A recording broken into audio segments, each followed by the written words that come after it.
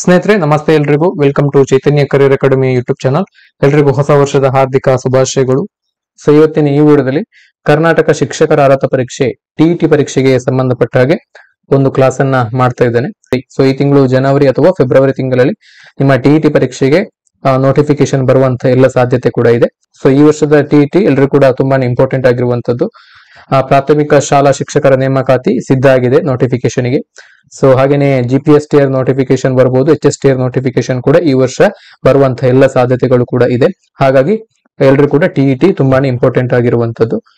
ನೋಡಿ, ಇವತ್ತಿನ ಈ ವಿಡಿಯೋದಲ್ಲಿ ಕಳೆದ ವರ್ಷ ಅಂದ್ರೆ 2024ರ ಟಿಇಟಿಯ ಪೇಪರ್ 2 ಪತ್ರಿಕೆ 2ರಲ್ಲಿ ವಿಜ್ಞಾನ ವಿಷಯಕ್ಕೆ ಸಂಬಂಧಪಟ್ಟಾಗಿ ಕೇಳಲಾದಂತಹ ಎಲ್ಲ ಪ್ರಶ್ನೆಗಳನ್ನು ಕೂಡ ಡೀಟೇಲ್ ಆಗಿ ನಿಮಗೆ ಅರ್ಥ ಆಗುವಂತಹ ಸರಳ ಭಾಷೆಯ ಮುಖಾಂತರ ನಾನು ಎಕ್ಸ್ಪ್ಲೇನ್ ಮಾಡುವಂತಹ ಪ್ರಯತ್ನವನ್ನ ಮಾಡ್ತೇನೆ. ಸೊ ನೋಡಿ, ಕಳೆದ ವರ್ಷದ ಪೇಪರ್ 2 ಅಥವಾ ಪತ್ರಿಕೆ 2 ನಲ್ಲಿ ವಿಜ್ಞಾನ ವಿಷಯಕ್ಕೆ ಸಂಬಂಧಪಟ್ಟಂತೆ ಕೇಳಲಾದಂತಹ 30 ಪ್ರಶ್ನೆಗಳನ್ನು ಇಲ್ಲಿ ಕೊಟ್ಟಿರುವಂತದ್ದು. ನೋಡಿ, ಮೊದಲ ಪ್ರಶ್ನೆ, ವಿದ್ಯುತ್ ಫ್ಲಕ್ಸ್ ನ SI ಏಕಮಾನ ಯಾವುದು? ವಿದ್ಯುತ್ ಫ್ಲಕ್ಸ್ ಅಥವಾ ಎಲೆಕ್ಟ್ರಿಕ್ ಫ್ಲಕ್ಸ್ ಇದರ ಅಂತಾರಾಷ್ಟ್ರೀಯ ಏಕಮಾನ ಯಾವುದು ಅಂತ ಹೇಳಿ ಕೇಳಿದರೆ, ವಿದ್ಯುತ್ ಫ್ಲಕ್ಸ್ ಅಥವಾ ಎಲೆಕ್ಟ್ರಿಕ್ ಫ್ಲಕ್ಸ್ ಅನ್ನು ನಾವು ಸಾಮಾನ್ಯವಾಗಿ ಈ ಫೈ ಸಿಂಬಲ್ ಇಂದ ರೆಪ್ರೆಸೆಂಟ್ ಮಾಡ್ತೇವೆ. ಸೊ ವಿದ್ಯುತ್ ಫ್ಲಕ್ಸ್ ನ ಅಂತಾರಾಷ್ಟ್ರೀಯ ಏಕಮಾನ volt per metre. Volt per metre option 2 ಅಲ್ಲಿ ಆನ್ಸರ್ ಇದೆ, ವೋಲ್ಟ್ ಪರ್ ಮೀಟರ್. ಹಾಗೇನೆ ವಿದ್ಯುತ್ ಫ್ಲಕ್ಸ್ ನ ಇನ್ನೊಂದು ಏಕಮಾನ newton metre square per coulomb ಅಂತೇಳಿ. ಸೊ ಈ ರೀತಿ ಕೂಡ ರೆಪ್ರೆಸೆಂಟ್ ಮಾಡಬಹುದು. ಮುಂದಿನ ಪ್ರಶ್ನೆಯನ್ನು ನೋಡಿ, ಒಬ್ಬ ವ್ಯಕ್ತಿಗೆ +2.0 ಡಿ ಸಾಮರ್ಥ್ಯದ ಮಸೂರವನ್ನು ಸೂಚಿಸಿದ್ದಾರೆ. ಹಾಗಾದರೆ ಆ ವ್ಯಕ್ತಿಯು ಹೊಂದಿರುವಂತ ದೋಷ ಯಾವುದು ಅನ್ನುವಂತ ಪ್ರಶ್ನೆಯನ್ನ ಇಲ್ಲಿ ಕೇಳಿರುವಂತದ್ದು. ಸೊ ದೂರದೃಷ್ಟಿ ದೋಷಕ್ಕೆ ಪರಿಹಾರವಾಗಿ ಕನ್ನಡಕಗಳನ್ನ ನೀಡಲಾಗ್ತದೆ. ಸೊ ಈ ಕನ್ನಡಕಗಳಲ್ಲಿ ಪೀನ ಮಸೂರವನ್ನ ಬಳಸಲಾಗ್ತದೆ, ಕಾನ್ವೆಕ್ಸ್ ಲೆನ್ಸ್ ಅನ್ನ. ಸೊ ಕಾನ್ವೆಕ್ಸ್ ಲೆನ್ಸ್ ನ ಸಾಮರ್ಥ್ಯ ಯಾವಾಗಲೂ +D ಆಗಿರ್ತದೆ, +D ಆಗಿರ್ತದೆ. ಸೊ ಹಾಗೇನೆ ಸಮೀಪ ದೃಷ್ಟಿ ದೋಷವನ್ನು ನಿವಾರಿಸಲಿಕ್ಕೆ ಕನ್ನಡಕಗಳನ್ನ ಬಳಕೆ ಮಾಡಲಾಗ್ತದೆ. ಸೊ ಈ ಕನ್ನಡಕಗಳಲ್ಲಿ ನಿಮ್ನ ಮಸೂರವನ್ನ ಬಳಸಲಾಗ್ತದೆ, ಕಾನ್ಕೇವ್ ಲೆನ್ಸ್ ಅನ್ನ ಬಳಸಲಾಗ್ತದೆ. ಇದರ ಸಾಮರ್ಥ್ಯ ಯಾವಾಗಲೂ -D ಆಗಿರ್ತದೆ. ಸೊ ಇಲ್ಲಿ ಸಮೀಪ ದೃಷ್ಟಿಯನ್ನ ವೈದ್ಯಕೀಯ ಪರಿಭಾಷೆಯಲ್ಲಿ ಮಯೋಪಿಯಾ ಅಂತ ಕೂಡ ಕರೀತೇವೆ. ಹಾಗೇನೆ ಇಲ್ಲಿ ದೂರದೃಷ್ಟಿ ದೋಷವನ್ನ ನಾವು ವೈದ್ಯಕೀಯ ಪರಿಭಾಷೆಯಲ್ಲಿ ಹೈಪರ್ ಮೆಟ್ರೋಪಿ ಅಂತ ಕೂಡ ಕರಿತೇವೆ. ಅದನ್ನು ಕೂಡ ನೋಡ್ಕೊಳ್ಳಿ. ಈ ರೀತಿ ಕೂಡ ಪ್ರಶ್ನೆಗಳು ಬರುವಂತಹ ಸಾಧ್ಯತೆ ಇದೆ. ಸೊ ಹಾಗಾಗಿ ಈ ಪ್ರಶ್ನೆಗೆ ಇಲ್ಲಿ ಸರಿಯಾದಂತಹ ಉತ್ತರ ದೂರದೃಷ್ಟಿ ದೋಷ ಆಪ್ಷನ್ 2. 4 ಓಂ ಒಟ್ಟು ರೋಧವನ್ನು ನೀಡುವ ರೋಧಕಗಳ ಜೋಡಣೆಯನ್ನ ಗುರುತಿಸಿ. ಇಲ್ಲಿ 4 ಆಯ್ಕೆಗಳನ್ನ ಕೊಟ್ಟಿದ್ದಾರೆ. ನೋಡಿ, ಟೋಟಲ್ ಆಗಿ 4 ಓಂ ಒಂದು ರೆಸಿಸ್ಟೆನ್ಸ್ ಅನ್ನ ಕೊಡುವಂತಹ, ರೋಧವನ್ನ ಕೊಡುವಂತಹ ರೋಧಕಗಳ ಜೋಡಣೆ, ರೆಸಿಸ್ಟರ್ ನ ಒಂದು ಕಾಂಬಿನೇಷನ್ ಅನ್ನ ಗುರುತಿಸಿ ಅಂತೇಳಿ ಕೇಳಿರುವಂತದ್ದು. ಸೊ ಈ ಪ್ರಶ್ನೆಗೆ ನೀವು ಉತ್ತರಿಸಬೇಕಿದ್ರೆ ರೋಧಕಗಳ ಸರಣಿ ಜೋಡಣೆ ಮತ್ತು ರೋಧಕಗಳ ಸಮಾನಾಂತರ ಜೋಡಣೆಯ ಬಗ್ಗೆ ಒಂದಷ್ಟು ತಿಳ್ಕೊಂಡಿರಬೇಕು. Serial combination of resistors and parallel combination of resistors. ಸರಣಿ ಜೋಡಣೆಯಲ್ಲಿ ನಾವೇನ್ ಮಾಡಬೇಕು? ಸೊ ಸರಣಿಯಲ್ಲಿ ಎಷ್ಟು ರೋಧಕಗಳು ಅಥವಾ ರೆಸಿಸ್ಟರ್ಸ್ ಗಳು ಜೋಡಣೆಯಾಗಿದೆ, ಸೊ ಅದೆಲ್ಲದರ ರೋಧವನ್ನು ನಾವು ಕೂಡಿಸಬೇಕು, ಆಡ್ ಮಾಡಬೇಕು, R1 + R2. ಸೊ ಎರಡಕ್ಕಿಂತ ಹೆಚ್ಚಿದ್ರೆ R1 + R2 + R3 + ಎಷ್ಟು ಇದೆ ಅಷ್ಟು ಮಾಡಬೇಕು. ಸೊ ಇದು ರಿಸಲ್ಟೆಂಟ್ ರೆಸಿಸ್ಟೆನ್ಸ್. ಸೀರೀಸ್ ಕಾಂಬಿನೇಷನ್ ಅಂತ ಹೇಳಿದ್ರೆ ಈ ರೀತಿ ಇದ್ರೆ ಇದು ಸೀರೀಸ್ ಕಾಂಬಿನೇಷನ್. ಸೊ ಹಾಗೇನೆ ಪ್ಯಾರಲಲ್ ಕಾಂಬಿನೇಷನ್ ಅಂತ ಹೇಳಿದ್ರೆ RP. ಸೊ ಇಲ್ಲಿ 2 ರೋಧಕಗಳಿದ್ರೆ, 2 ರೆಸಿಸ್ಟರ್ಸ್ಗಳಿದ್ರೆ, ಸೊ ಇದರ ಒಂದು ರಿಸಲ್ಟೆಂಟ್ ಒಟ್ಟು ರೋಧ ಎಷ್ಟಂತ ನಾವು ನೋಡ್ಬೇಕಿದ್ರೆ ಏನ್ ಮಾಡಬೇಕು ಅಂತ ಹೇಳಿದ್ರೆ 1/R1 + 1/R2 ಅಥವಾ R1 into R2 divide by R1 + R2 ಅಂತ ಕೂಡ ಮಾಡಬಹುದು. ಸೊ ಈ ತರ ಕೂಡ ಮಾಡಬಹುದು. ಸೊ ಇಲ್ಲಿ 6 ಓಮ್ ರೆಸಿಸ್ಟೆನ್ಸ್ ಇದೆ. ಹಾಗೆ ಇಲ್ಲಿ 2 ಓಮ್ ಅಂಡ್ 3 ಓಮ್ ಇದು ಪ್ಯಾರಲಲ್ ಕಾಂಬಿನೇಷನ್ ಇದೆ. R1 R2 divide by R1 + R2 ಮಾಡಬೇಕು. 2 × 3 ಅಂತ 2 3 6 ಡಿವೈಡೆಡ್ ಬೈ 2 + 3 ಅಂತ ಹೇಳಿದ್ರೆ 5. 6/5 6/5 ಪ್ಲಸ್ ಈ 6 ಎಷ್ಟು 4 ಓಮ್ ಬರ್ತದ? ಇಲ್ಲ, ನಮಗೆ 4 ಓಮ್ ಬರಬೇಕು. ಹಾಗಾಗಿ ಈ ಆಪ್ಷನ್ ಆಗೋದಿಲ್ಲ. ನೆಕ್ಸ್ಟ್ ಸೆಕೆಂಡ್ ಆಪ್ಷನ್ ಅನ್ನ ನೋಡಿ. ಇಲ್ಲಿ 3 ಓಮ್ ಇದೆ, 3 ಪ್ಲಸ್, ಸೊ ಇಲ್ಲಿ 2 ಮತ್ತು 6ರ ಪ್ಯಾರಲಲ್ ಕಾಂಬಿನೇಷನ್, 2 12 ಡಿವೈಡೆಡ್ ಬೈ 6 + 2 ಅಂದ್ರೆ 8 ನೋಡಿ. ಸೊ ಇದು ಕೂಡ 4 ಓಮ್ ರಿಸಲ್ಟೆಂಟ್ ರೆಸಿಸ್ಟೆನ್ಸ್ ಅನ್ನ ಕೊಡುವುದಿಲ್ಲ. ಹಾಗಾಗಿ ಈ ಆಪ್ಷನ್ ಕೂಡ ಆಗುದಿಲ್ಲ. ಆಪ್ಷನ್ 3 ಅನ್ನ ನೋಡಿ. ಇಲ್ಲಿ 6 ಓಮ್ ರೆಸಿಸ್ಟೆನ್ಸ್ ಇದೆ. ಹಾಗೆ ಇಲ್ಲಿ ಕೆಳಗಡೆ ಇಲ್ಲಿ ಸೀರೀಸ್ ಅಲ್ಲಿ 2 ಓಮ್ ಅಂಡ್ 3 ಓಮ್. ಸೊ ಇದನ್ನ ಆಡ್ ಮಾಡಿ ಎಷ್ಟಾಯ್ತು? 2 + 3 5 ಓಮ್ ಆಯ್ತು. ನೆಕ್ಸ್ಟ್ ನಾವು ಪ್ಯಾರಲಲ್ ಮಾಡಬೇಕು, RP ಅಂದ್ರೆ ಇಲ್ಲಿ 6 × 5 ಡಿವೈಡೆಡ್ ಬೈ 6 + 5. ಸೊ ಇದು ಕೂಡ 4 ಓಮ್ ಒಟ್ಟು ರೋಧವನ್ನು ಕೊಡುವುದಿಲ್ಲ, ಹಾಗಾಗಿ ಈ ಆಪ್ಷನ್ ಕೂಡ ಆಗುದಿಲ್ಲ. ಹಾಗೆ ನೆಕ್ಸ್ಟ್ ಫೋರ್ತ್ ಆಪ್ಷನ್ ನೋಡಿ, ಇಲ್ಲಿ 2 ಓಮ್ ರೆಸಿಸ್ಟೆನ್ಸ್ ಇದೆ, 2 ಓಮ್. ಈ 2 ಪ್ಲಸ್ ಇಲ್ಲಿ ನೋಡಿ 3 ಓಮ್ ಅಂಡ್ 6 ಓಮ್, 3 × 6 18, 3 + 6 9. ಸೊ ಎಷ್ಟಾಯ್ತು? 3 × 6 18 ಭಾಗಿಸು ಅಂತ ಹೇಳಿದ್ರೆ 2. ಇದರದ್ದು ರಿಸಲ್ಟೆಂಟ್ ಎಷ್ಟು? 2 ಸೇರಿ ಪ್ಯಾರಲಲ್ ಕಾಂಬಿನೇಷನ್ ಆಗುವಾಗ 2 ಓಮ್ ಆಯ್ತು. ಸೊ ಈ 2 ಓಮ್, ಸೊ ಈ 2 ಓಮ್ ಅಂಡ್ ಈ 2 ಓಮ್ ಎರಡನ್ನು ಕೂಡ ಸೇರಿಸಿದಾಗ 2 + 2 ಎಷ್ಟಾಯ್ತು? 4 ಓಮ್. ಹಾಗಾಗಿ ಆಪ್ಷನ್ 4 ಇದಕ್ಕೆ ಸರಿಯಾದಂತಹ ಉತ್ತರ. ಮುಂದಿನ ಪ್ರಶ್ನೆಯನ್ನು ನೋಡಿ. ಕ್ಷಿತಿಜಕ್ಕೆ ಸಮಾಂತರವಿರುವ ವಿದ್ಯುತ್ ತಂತಿಯಲ್ಲಿ ವಿದ್ಯುತ್ ಪ್ರವಾಹವು ಪೂರ್ವದಿಂದ ಪಶ್ಚಿಮಕ್ಕೆ ಹರಿಯುತ್ತಿರುತ್ತದೆ. ಈ ಸಂದರ್ಭದಲ್ಲಿ ಉಂಟಾಗುವ ಕಾಂತಕ್ಷೇತ್ರದ ದಿಕ್ಕು ಹೇಗಿರುತ್ತದೆ ಅಂತೇಳಿ ಕೇಳಿರುವಂತದ್ದು. ಇದಕ್ಕೆ ಇಲ್ಲಿ ಸರಿಯಾದಂತಹ ಉತ್ತರ ಪೂರ್ವ ದಿಕ್ಕಿನಿಂದ ಇದು ಪ್ರದಕ್ಷಿಣಾಕಾರವಾಗಿರ್ತದೆ, ಅಂದ್ರೆ ಕ್ಲಾಕ್ ವೈಸ್ ಡೈರೆಕ್ಷನ್ ಅಲ್ಲಿ ಇರ್ತದೆ. ಈಸ್ಟ್ ನಿಂದ ಕ್ಲಾಕ್ ವೈಸ್ ಡೈರೆಕ್ಷನ್, ಹಾಗೇನೆ ಪಶ್ಚಿಮದಿಂದ ವೆಸ್ಟ್ ಡೈರೆಕ್ಷನ್ ಇಂದ ಇದು ಆಂಟಿ ಕ್ಲಾಕ್ ವೈಸ್ ಡೈರೆಕ್ಷನ್ ಅಲ್ಲಿ ಇರ್ತದೆ. ಕಾಂತಕ್ಷೇತ್ರದ ದಿಕ್ಕು ಈ ರೀತಿ ಇರ್ತದೆ. ಹಾಗಾಗಿ ಇಲ್ಲಿ ಆಪ್ಷನ್ 3 ಇದಕ್ಕೆ ಸರಿಯಾದಂತಹ ಉತ್ತರ. ಪೂರ್ವ ದಿಕ್ಕಿನಿಂದ ಪ್ರದಕ್ಷಿಣಾಕಾರವಾಗಿ ಅಂದ್ರೆ ಕ್ಲಾಕ್ ವೈಸ್ ಡೈರೆಕ್ಷನ್ ಅಲ್ಲಿ, ಪಶ್ಚಿಮ ದಿಕ್ಕಿನಿಂದ ಅಪ್ರದಕ್ಷಿಣಾಕಾರ ಅಂದ್ರೆ ಆಂಟಿ ಕ್ಲಾಕ್ ವೈಸ್ ಡೈರೆಕ್ಷನ್ ಅಲ್ಲಿ ಇರ್ತದೆ ಕಾಂತಕ್ಷೇತ್ರದ ದಿಕ್ಕು. ಮುಂದಿನ ಪ್ರಶ್ನೆಯನ್ನು ನೋಡಿ. ಸೌರ ಸ್ಥಿರಾಂಕದ ಅಂದಾಜಿಸಲಾಗಿರುವ ಸರಿಸುಮಾರು ಮೌಲ್ಯ ಎಷ್ಟು ಅಂತೇಳಿ, ಸೋಲಾರ್ ಕಾನ್ಸ್ಟೆಂಟ್ ಅದರ ವ್ಯಾಲ್ಯೂ ಎಷ್ಟು ಅಂತ ಕೇಳಿರುವಂತದ್ದು. ಸೋಲಾರ್ ಕಾನ್ಸ್ಟೆಂಟ್ ನ ವ್ಯಾಲ್ಯೂ ಎಷ್ಟು ಅಂತ ಹೇಳಿದ್ರೆ 1.4 kJ/s/m². ಆಪ್ಷನ್ 1 ಸರಿಯಾದಂತ ಉತ್ತರ. ಮುಂದಿನ ಪ್ರಶ್ನೆಯನ್ನು ನೋಡಿ. ವಾಹನಗಳ ಹಿನ್ನೋಟ ದರ್ಪಣಗಳಲ್ಲಿ ಸಮತಲ ದರ್ಪಣದ ಬದಲಿಗೆ ಪೀನ ದರ್ಪಣಗಳನ್ನು ಬಳಸಲು ಮುಖ್ಯ ಕಾರಣ ಏನು ಅಂತೇಳಿ. ಸೊ ದೃಷ್ಟಿ ಕ್ಷೇತ್ರವು ಬಹಳ ಅಧಿಕವಾಗಿರುವಂತಹ ಕಾರಣದಿಂದ ಇಲ್ಲಿ ಹಿನ್ನೋಟ ದರ್ಪಣಗಳಲ್ಲಿ ಸಮತಲ ದರ್ಪಣದ ಬದಲಿಗೆ ಪೀನ ದರ್ಪಣಗಳು ಅಥವಾ ಕಾನ್ವೆಕ್ಸ್ ಮಿರರ್ ಗಳನ್ನ ಬಳಸಲಾಗ್ತದೆ. ಹಾಗಾಗಿ ಇಲ್ಲಿ ಆಪ್ಷನ್ 2 ಇದಕ್ಕೆ ಸರಿಯಾದಂತ ಉತ್ತರ. ದೃಷ್ಟಿ ಕ್ಷೇತ್ರವು ಬಹಳ ಅಧಿಕವಾಗಿರುತ್ತದೆ. ಒಂದು ಚೆಂಡನ್ನು 49 ಮೀಟರ್/ಸೆಕೆಂಡ್ ವೇಗದೊಂದಿಗೆ ಲಂಬವಾಗಿ ಮೇಲಕ್ಕೆ ಎಸೆದಾಗ ಅದು ತಲುಪುವ ಗರಿಷ್ಠ ಎತ್ತರ ಎಷ್ಟು ಅನ್ನುವಂತ ಪ್ರಶ್ನೆಯನ್ನು ಕೇಳಿರುವಂತದ್ದು. ಸೊ ಒಂದು ಚೆಂಡನ್ನು 49 ಮೀಟರ್/ಸೆಕೆಂಡ್ ವೇಗದೊಂದಿಗೆ ಲಂಬವಾಗಿ ಮೇಲಕ್ಕೆ ಎಸೆತಾರಂತೆ. ಸೊ ಆಗ ಅದು ಎಷ್ಟು ಗರಿಷ್ಠ ಎತ್ತರವನ್ನ ತಲುಪ್ತದೆ ಅಂತೇಳಿ. ಸೊ ಇದಕ್ಕೆ ನಾವು ಯಾವ ಸೂತ್ರವನ್ನ ಉಪಯೋಗಿಸಬೇಕಂತ ಹೇಳಿದ್ರೆ v² = u² + 2gh ಈ ಒಂದು ಸೂತ್ರವನ್ನ ಉಪಯೋಗಿಸಬೇಕು. ಸೊ ಇಲ್ಲಿ v ಅನ್ನುವಂಥದ್ದು ಅಂತಿಮ ವೇಗ, ಫೈನಲ್ ವೆಲಾಸಿಟಿ. ಹಾಗೇನೆ ಇಲ್ಲಿ u ಅನ್ನುವಂಥದ್ದು ಆರಂಭಿಕ ವೇಗ ಅಥವಾ ಇನಿಷಿಯಲ್ ವೆಲಾಸಿಟಿ. ಸೊ ಇಲ್ಲಿ h ಅನ್ನುವಂಥದ್ದು ಎತ್ತರ. ಸೊ ಹಾಗೇನೆ ಇಲ್ಲಿ g ಅನ್ನುವಂಥದ್ದು ಇಲ್ಲಿ ವ್ಯಾಲ್ಯೂ ಅನ್ನು ಕೊಟ್ಟಿದ್ದಾರೆ, ಆಕ್ಸಲರೇಷನ್ ಡ್ಯೂ ಟು ಗ್ರಾವಿಟಿ 9.8 ಮೀಟರ್/ಸೆಕೆಂಡ್². ಸೊ ಈ ಫಾರ್ಮುಲಾಕ್ಕೆ ನಾವು ಸಬ್ಸ್ಟಿಟ್ಯೂಟ್ ಮಾಡಬೇಕು. ನೋಡಿ ಇಲ್ಲಿ ಒಂದು ಚೆಂಡನ್ನ 49 ಮೀಟರ್/ಸೆಕೆಂಡ್ ವೇಗದೊಂದಿಗೆ ಲಂಬವಾಗಿ ಮೇಲಕ್ಕೆ ಎಸೆಯುವುದು. ಹಾಗಾಗಿ ಇಲ್ಲಿ ಆರಂಭಿಕ ವೇಗ 49 ಮೀಟರ್/ಸೆಕೆಂಡ್ ಆಗುತ್ತೆ. ಹಾಗೆ ಇಲ್ಲಿ ಫೈನಲ್ ವೆಲಾಸಿಟಿ ಅಥವಾ ಅಂತಿಮ ವೇಗ ಅಂತ ಹೇಳಿದ್ರೆ, ಸೊ ಎಸೆದಂತಹ ಚೆಂಡು ಗರಿಷ್ಠ ಎತ್ತರವನ್ನ ತಲುಪಿ ಅದರ ವೇಗ ಸಂಪೂರ್ಣವಾಗಿ ನಿಂತು ಹೋಗ್ತದೆ. ಸೊ ಇದು ಅದರ ಫೈನಲ್ ವೆಲಾಸಿಟಿ. ಮೇಲಕ್ಕೆ ಎಸೆದಂತಹ ವಸ್ತು ಒಂದು ನಿರ್ದಿಷ್ಟವಾದಂತಹ ಒಂದು ಎತ್ತರವನ್ನು ತಲುಪಿ ಸೊ ಅದರ ವೇಗ ಸಂಪೂರ್ಣವಾಗಿ ನಿಂತು ಹೋಗ್ತದೆ. ಸೊ ಆ ಪಾಯಿಂಟ್ ಅಲ್ಲಿ ಅದರ ವೆಲಾಸಿಟಿ 0, v = 0. ಸೊ ಇಲ್ಲಿ ಸೂತ್ರದ ಪ್ರಕಾರ v² = u² + 2gh. ಸೊ ಇಲ್ಲಿ v² ನೋಡಿ 0, ಇನಿಷಿಯಲ್ ವೆಲಾಸಿಟಿ 49 ಮೀಟರ್/ಸೆಕೆಂಡ್², 2 ಇಂಟು ಸೊ ಗುರುತ್ವಾಕರ್ಷಣ ಬಲದ ಪರಿಮಾಣ ಯಾವಾಗ್ಲೂ ಯಾವುದೇ ಒಂದು ವಸ್ತು ಮೇಲಿನಿಂದ ಕೆಳಕ್ಕೆ ಬೀಳ್ತಾ ಇದ್ರೆ ಅದು ಯಾವಾಗ್ಲೂ ಪಾಸಿಟಿವ್ ಆಗಿರ್ತದೆ, +9.8. ಸೊ ಭೂಮಿಯಿಂದ ಮೇಲ್ಗಡೆ ಯಾವುದೋ ಒಂದು ಎತ್ತರಕ್ಕೆ ವಸ್ತುಗಳನ್ನ ಎಸೆದ್ರೆ ಅದು ಮೈನಸ್ ಆಗ್ತದೆ. ಸೊ 9.8 ಮೈನಸ್ ಆಗ್ತದೆ ಈ ಒಂದು ಸನ್ನಿವೇಶದಲ್ಲಿ, ಇಂಟು h. ಸೊ ಇಲ್ಲಿ 49² ಅಂತ ಹೇಳಿದ್ರೆ ಇದನ್ನ ಕ್ಯಾಲ್ಕುಲೇಟ್ ಮಾಡಿದಾಗ 2401 ಮೈನಸ್ 19.6 ಇಂಟು h. ಸೊ ಇದನ್ನ ಕ್ಯಾಲ್ಕುಲೇಟ್ ಮಾಡಿದಾಗ 122.5. ಸೊ ಇದು ಆನ್ಸರ್ 122.5 ಇದು ಆನ್ಸರ್. ಆಪ್ಷನ್ 4 ಅಲ್ಲಿ ಇದೆ 122.5. ಮುಂದಿನ ಪ್ರಶ್ನೆಯನ್ನು ನೋಡಿ. 20 kg ದ್ರವ್ಯರಾಶಿಯ ಚೆಂಡೊಂದು ಮೇಜಿನ ಮೇಲೆ ಸರಳ ರೇಖೆಯಲ್ಲಿ ಚಲಿಸುತ್ತಿದೆ. ಇದರ ವೇಗ ಕಾಲ ನಕ್ಷೆಯನ್ನ ನೀಡಿದೆ.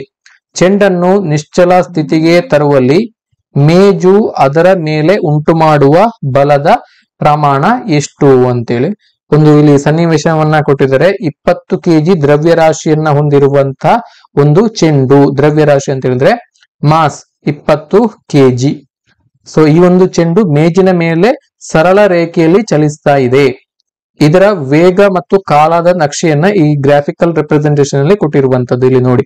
ಸೊ ಇಲ್ಲಿ ಗ್ರಾಫ್ ಅನ್ನ ನೋಡಿದಾಗ ಇಲ್ಲಿ ಆರಂಭಿಕ ವೇಗ ಎಷ್ಟಿತ್ತು ಅಂತ ಹೇಳಿದ್ರೆ 2 ಮೀಟರ್ ಪರ್ ಸೆಕೆಂಡ್. ಆರಂಭಿಕ ವೇಗ 2 ಮೀಟರ್ ಪರ್ ಸೆಕೆಂಡ್. ಸೊ ಇಲ್ಲಿ ನೆಕ್ಸ್ಟ್ ನೋಡಿ, ಈ ಚೆಂಡು ಚಲಿಸ್ತಾ ನಿಶ್ಚಲ ಸ್ಥಿತಿಗೆ ಬರ್ತದೆ. ಸೊ ಯಾವುದೇ ಒಂದು ವಸ್ತು ನಿಶ್ಚಲ ಸ್ಥಿತಿಗೆ ಬಂದಾಗ ಅದರ ಅಂತಿಮ ವೇಗ 0 ಆಗಿರ್ತದೆ, ಶೂನ್ಯ ಆಗಿರ್ತದೆ, 0. ಸೊ ಇಲ್ಲಿ ಎಷ್ಟು ಟೈಮ್ ಅನ್ನ ತಗೊಂಡಿದೆ ನಿಶ್ಚಲ ಸ್ಥಿತಿಗೆ ಬರುವಲ್ಲಿ? Time taken to come to rest 10 second. 10 second ನಲ್ಲಿ 10 ಸೆಕೆಂಡ್ ನಲ್ಲಿ ಈ ಒಂದು ಚಲನೆ ಸ್ಟಾಪ್ ಆಗಿದೆ. ಸೊ ಈ ಒಂದು ಸನ್ನಿವೇಶದಲ್ಲಿ ಮೇಜು ಅದರ ಮೇಲೆ ಉಂಟು ಮಾಡುವಂತಹ ಬಲ ಅಥವಾ ಫೋರ್ಸ್ ನ ಪ್ರಮಾಣವನ್ನು ನಾವು ಕ್ಯಾಲ್ಕುಲೇಟ್ ಮಾಡಬೇಕು. ಸೊ ಈ 3 ಡಾಟಾವನ್ನ ಇಟ್ಕೊಂಡು ನಾವು ಫೋರ್ಸ್ ಅನ್ನ ನಾವು ಕ್ಯಾಲ್ಕುಲೇಟ್ ಮಾಡಬೇಕು. ಎಫ್ ಫೋರ್ಸ್ ಅನ್ನ ಕ್ಯಾಲ್ಕುಲೇಟ್ ಮಾಡಬೇಕು. ಸೊ ನಮಗೆ ಗೊತ್ತಿದೆ force F is equal to M into A ಅಂದ್ರೆ ಮಾಸ್ ಇಂಟು ಆಕ್ಸಿಲರೇಷನ್. ಸೊ ಇಲ್ಲಿ ಮಾಸ್ ಅನ್ನ ಕೊಟ್ಟಿದ್ದಾರೆ 20 kg, ಆಕ್ಸಿಲರೇಷನ್ ಅನ್ನ ಕೊಟ್ಟಿಲ್ಲ. ಇಲ್ಲಿ ಪ್ರಶ್ನೆಯಲ್ಲಿ ಆಕ್ಸಿಲರೇಷನ್ ಅನ್ನ ಕೊಟ್ಟಿಲ್ಲ. ನಮಗೆ ವೇಗೋತ್ಕರ್ಷ ಅಥವಾ ಆಕ್ಸಿಲರೇಷನ್ ನ ಒಂದು ವ್ಯಾಖ್ಯೆ ಗೊತ್ತಿದೆ. ಸೊ ಆಕ್ಸಿಲರೇಷನ್ ಅಂತ ಹೇಳಿದ್ರೆ change in velocity with respect to time. Acceleration is nothing but change in velocity with respect to time. ಒಂದು ನಿರ್ದಿಷ್ಟ ಸಮಯದಲ್ಲಿ ಕಾಯದ ವೇಗದಲ್ಲಿ ಆಗುವಂತಹ ಬದಲಾವಣೆಯನ್ನ ನಾವು ವೇಗೋತ್ಕರ್ಷ ಅಂತೇಳಿ ಕರಿತೇವೆ. ಅದನ್ನ ನಾವು ಎ ಸಿಂಬಲ್ ಇಂದ ರೆಪ್ರೆಸೆಂಟ್ ಮಾಡ್ತೇವೆ. ಹಾಗಾಗಿ ಇಲ್ಲಿ ನಮಗೆ ವೇಗೋತ್ಕರ್ಷ ಬೇಕಿದ್ರೆ ನೋಡಿ, ಸೊ ಇಲ್ಲಿ ವೇಗದಲ್ಲಾದಂತಹ ಬದಲಾವಣೆ ಇನಿಷಿಯಲ್ ಆಗಿ 2 ಮೀಟರ್ ಪರ್ ಸೆಕೆಂಡ್ ವೇಗ ಇತ್ತು. ಆ ನಂತರ ಆ ಒಂದು ಕಾಯ ಅಥವಾ ಚೆಂಡು ನಿಶ್ಚಲ ಸ್ಥಿತಿಗೆ ಬಂದಾಗ ಅದರ ವೇಗ ಶೂನ್ಯ ಆಗಿತ್ತು. ಸೊ ಹಾಗಾಗಿ F is equal to M into ಈ ಎ ಯ ಬದಲು ಇಲ್ಲಿ V minus U divided by T ಅಂತೇಳಿ ಮಾಡಬಹುದು. ಆಗೇನಾಯ್ತು ಎಫ್ ಈಕ್ವಲ್ ಟು, ಸೊ ಇಲ್ಲಿ ಮಾಡ್ತಿದ್ದೇನೆ, F equal to M 20 into V minus U 0 minus U ಅಂದ್ರೆ 2 ಡಿವೈಡೆಡ್ ಬೈ ಟೈಮ್. ಇಲ್ಲಿ ಟಿ ನೋಡಿ ಎಷ್ಟು 10. 20 ಇಂಟು ಇಲ್ಲಿ ಮೈನಸ್ 2 ಡಿವೈಡೆಡ್ ಬೈ 10 ಅಂತೇಳಿ. ಸೊ 10 1 ಇಲ್ಲಿ 20ಗೆ 2. So 2 into minus 2 minus 4 Newton. So ಬಲದ ಅಂತಾರಾಷ್ಟ್ರೀಯ ಏಕಮಾನ ನ್ಯೂಟನ್. ಹಾಗಾಗಿ ಇಲ್ಲಿ ಆಪ್ಷನ್ 4 ಇದಕ್ಕೆ ಸರಿಯಾದಂತ ಉತ್ತರ, ಮೈನಸ್ 4 ನ್ಯೂಟನ್. ಸಾಂದ್ರತೆಯ ಅಂತಾರಾಷ್ಟ್ರೀಯ ಏಕಮಾನ, ಸಾಂದ್ರತೆ ಅಥವಾ ಡೆನ್ಸಿಟಿಯ ಅಂತಾರಾಷ್ಟ್ರೀಯ ಏಕಮಾನ. ತುಂಬಾ ಸುಲಭವಾಗಿರುವಂತಹ ಪ್ರಶ್ನೆ. ಇದಕ್ಕೆ ಸರಿಯಾದಂತ ಉತ್ತರ KG per metre cube. KG per metre cube option 1.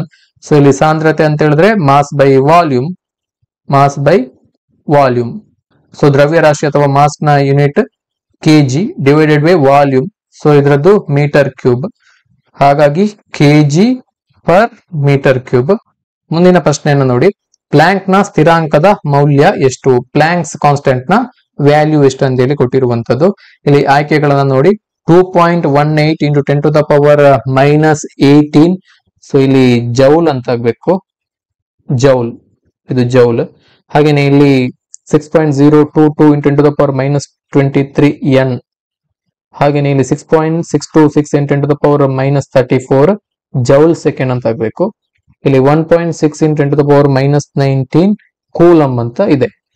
So ಇಲ್ಲಿ ಪ್ಲಾಂಕ್ ಕಾನ್ಸ್ಟೆಂಟ್ ನ ವ್ಯಾಲ್ಯೂ ಎಲ್ರಿಗೂ ಕೂಡ ಗೊತ್ತಿರುವ ಹಾಗೆ 6.626 into 10 to the power minus 34 joule second. ಇದು ಸರಿಯಾದಂತ ಉತ್ತರ, ಆಪ್ಷನ್ 3. ಮುಂದಿನ ಪ್ರಶ್ನೆಯನ್ನು ನೋಡಿ, ವುಡ್ ಸ್ಪಿರಿಟ್ ಎಂದು ಕರೆಯಲ್ಪಡುವ ಆಲ್ಕೋಹಾಲ್ ಯಾವುದು ಅಂತೇಳಿ ಆಯ್ಕೆಗಳನ್ನು ಕೊಟ್ಟಿದ್ದಾರೆ. ಬೆನ್ಸೈಲ್ ಆಲ್ಕೋಹಾಲ್ C6H5OH, ಹಾಗೇನೆ C3H7OH, ಇದು ಪ್ರೊಪೆನಾಲ್. ಹಾಗೇನೆ C2H5OH, ಇದು ಎಥನಾಲ್ ಅಥವಾ ಈಥೈಲ್ ಆಲ್ಕೋಹಾಲ್. ಹಾಗೇನೆ CH3OH, ಇದು ಮಿಥೈಲ್ ಆಲ್ಕೋಹಾಲ್ ಅಥವಾ ಮೆಥನಾಲ್. ಸೊ ನಾವು ವುಡ್ ಸ್ಪಿರಿಟ್ ಅಂತೇಳಿ ಮೆಥನಾಲ್ ಅನ್ನ ಕರಿತೇವೆ. Methanol is called as wood spirit because it is obtained by the pyrolysis of wood. So wood ಅನ್ನ ಪೈರೋಲಿಸಿಸ್ ಗೆ ಒಳಪಡಿಸಿ ನಾವು ಮೆಥನಾಲ್ ಅನ್ನುವಂತ ಒಂದು ಆಲ್ಕೋಹಾಲ್ ಅನ್ನ ಪಡಿತೇವೆ. So methanol or methyl alcohol is a simplest alcohol. So methanol is used as anti freezing agent in pipelines. Anti freezing agent ಆಗಿ pipelines ಅಲ್ಲಿ ಇದನ್ನ ಬಳಸ್ತಾರೆ. ಇದರ ಬಗ್ಗೆ ಕೂಡ ಮಾಹಿತಿಯನ್ನ ನೋಡ್ಕೊಳ್ಳಿ. ಹಾಗೇನೆ ಇಲ್ಲಿ C2H5OH ಅಂದ್ರೆ ಇಥೈಲ್ ಆಲ್ಕೋಹಾಲ್ ಅಥವಾ ಎಥನಾಲ್. ಸೊ ಇದನ್ನ ಗ್ರೇನ್ ಆಲ್ಕೋಹಾಲ್ ಅಂತ ಕೂಡ ಕರೀತೇವೆ. ಇದು ಕೂಡ ಪ್ರಶ್ನೆಯಲ್ಲಿ ಬರಬಹುದು. Which is called as grain alcohol. So ಇಲ್ಲಿ ನಿಮಗೆ ಬೇರೆ ಬೇರೆ ಆಪ್ಷನ್ ಗಳನ್ನ ಕೊಡಬಹುದು. Ethanol is called as grain alcohol or drinking alcohol. So common ಆಗಿ ಹ್ಯೂಮನ್ ಕನ್ಸಂಪ್ಷನ್ ಗೆ ಎಥನಾಲ್ ಅಥವಾ ಇಥೈಲ್ ಆಲ್ಕೋಹಾಲ್ ಅನ್ನ ಬಳಕೆ ಮಾಡಲಾಗ್ತದೆ ಆಲ್ ಓವರ್ ದ ವರ್ಲ್ಡ್. ಮುಂದಿನ ಪ್ರಶ್ನೆಯನ್ನ ನೋಡಿ. ಎಂ ಕವಚದಲ್ಲಿರುವ ಒಟ್ಟು ಕಕ್ಷಕಗಳ ಸಂಖ್ಯೆ ಎಷ್ಟು? How many orbitals are there in M shell ಅಂತೇಳಿ. ಸೊ ಇಲ್ಲಿ ಪರಮಾಣುವಿನಲ್ಲಿರುವಂತಹ ಒಂದು ಕಕ್ಷಕಗಳ ಸಿಂಬಾಲಿಕ್ ರೆಪ್ರೆಸೆಂಟೇಷನ್ ಅನ್ನು ನೀವು ಇಲ್ಲಿ ನೋಡಬಹುದು. K shell, L shell, M shell, N shell, O shell, so ಇನ್ನೂ ಇದೆ ಪಿ ಕ್ಯೂ ಅಂತೇಳಿ.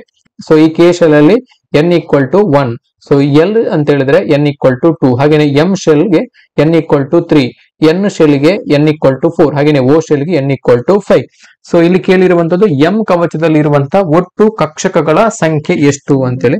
ಸೊ ಇದಕ್ಕೆ ನೀವೇನ್ ಮಾಡಬೇಕು ಇಂತ ಪ್ರಶ್ನೆಗಳು ಬಂದಂಗ ಅಂತ ಹೇಳಿದ್ರೆ, so we can calculate the total number of orbitals in each shell by the formula n square. So n squared ಮಾಡಬೇಕು. ಸೊ ಇಲ್ಲಿ ಕೆ ಶೆಲ್ ನಲ್ಲಿ ಇರುವಂತಹ ಆರ್ಬಿಟಲ್ಸ್ ಗಳು ಎಷ್ಟು ಅಂತ ಕೇಳಿದ್ರೆ ಇಲ್ಲಿ n ಈಕ್ವಲ್ ಟು 1 ಇದೆ, ಅಂದ್ರೆ 1 ಸ್ಕ್ವೇರ್ ಅಂತ ಹೇಳಿದ್ರೆ ಅದರ ವ್ಯಾಲ್ಯೂ 1. ಹಾಗೆ ಇಲ್ಲಿ l is equal to 2, L shell ನಲ್ಲಿ ಇರುವಂತಹ ಆರ್ಬಿಟಲ್ಸ್ ಗಳು ಎಷ್ಟು ಅಂತ ಗೊತ್ತಿರ್ಬೇಕಿದ್ರೆ ನಾವೇನ್ ಮಾಡಬೇಕು, ಇಲ್ಲಿ n ಸ್ಕ್ವೇರ್ ಅಂದ್ರೆ 2 ಸ್ಕ್ವೇರ್ ಅಂತ ಹೇಳಿದ್ರೆ 4 ಬರ್ತದೆ.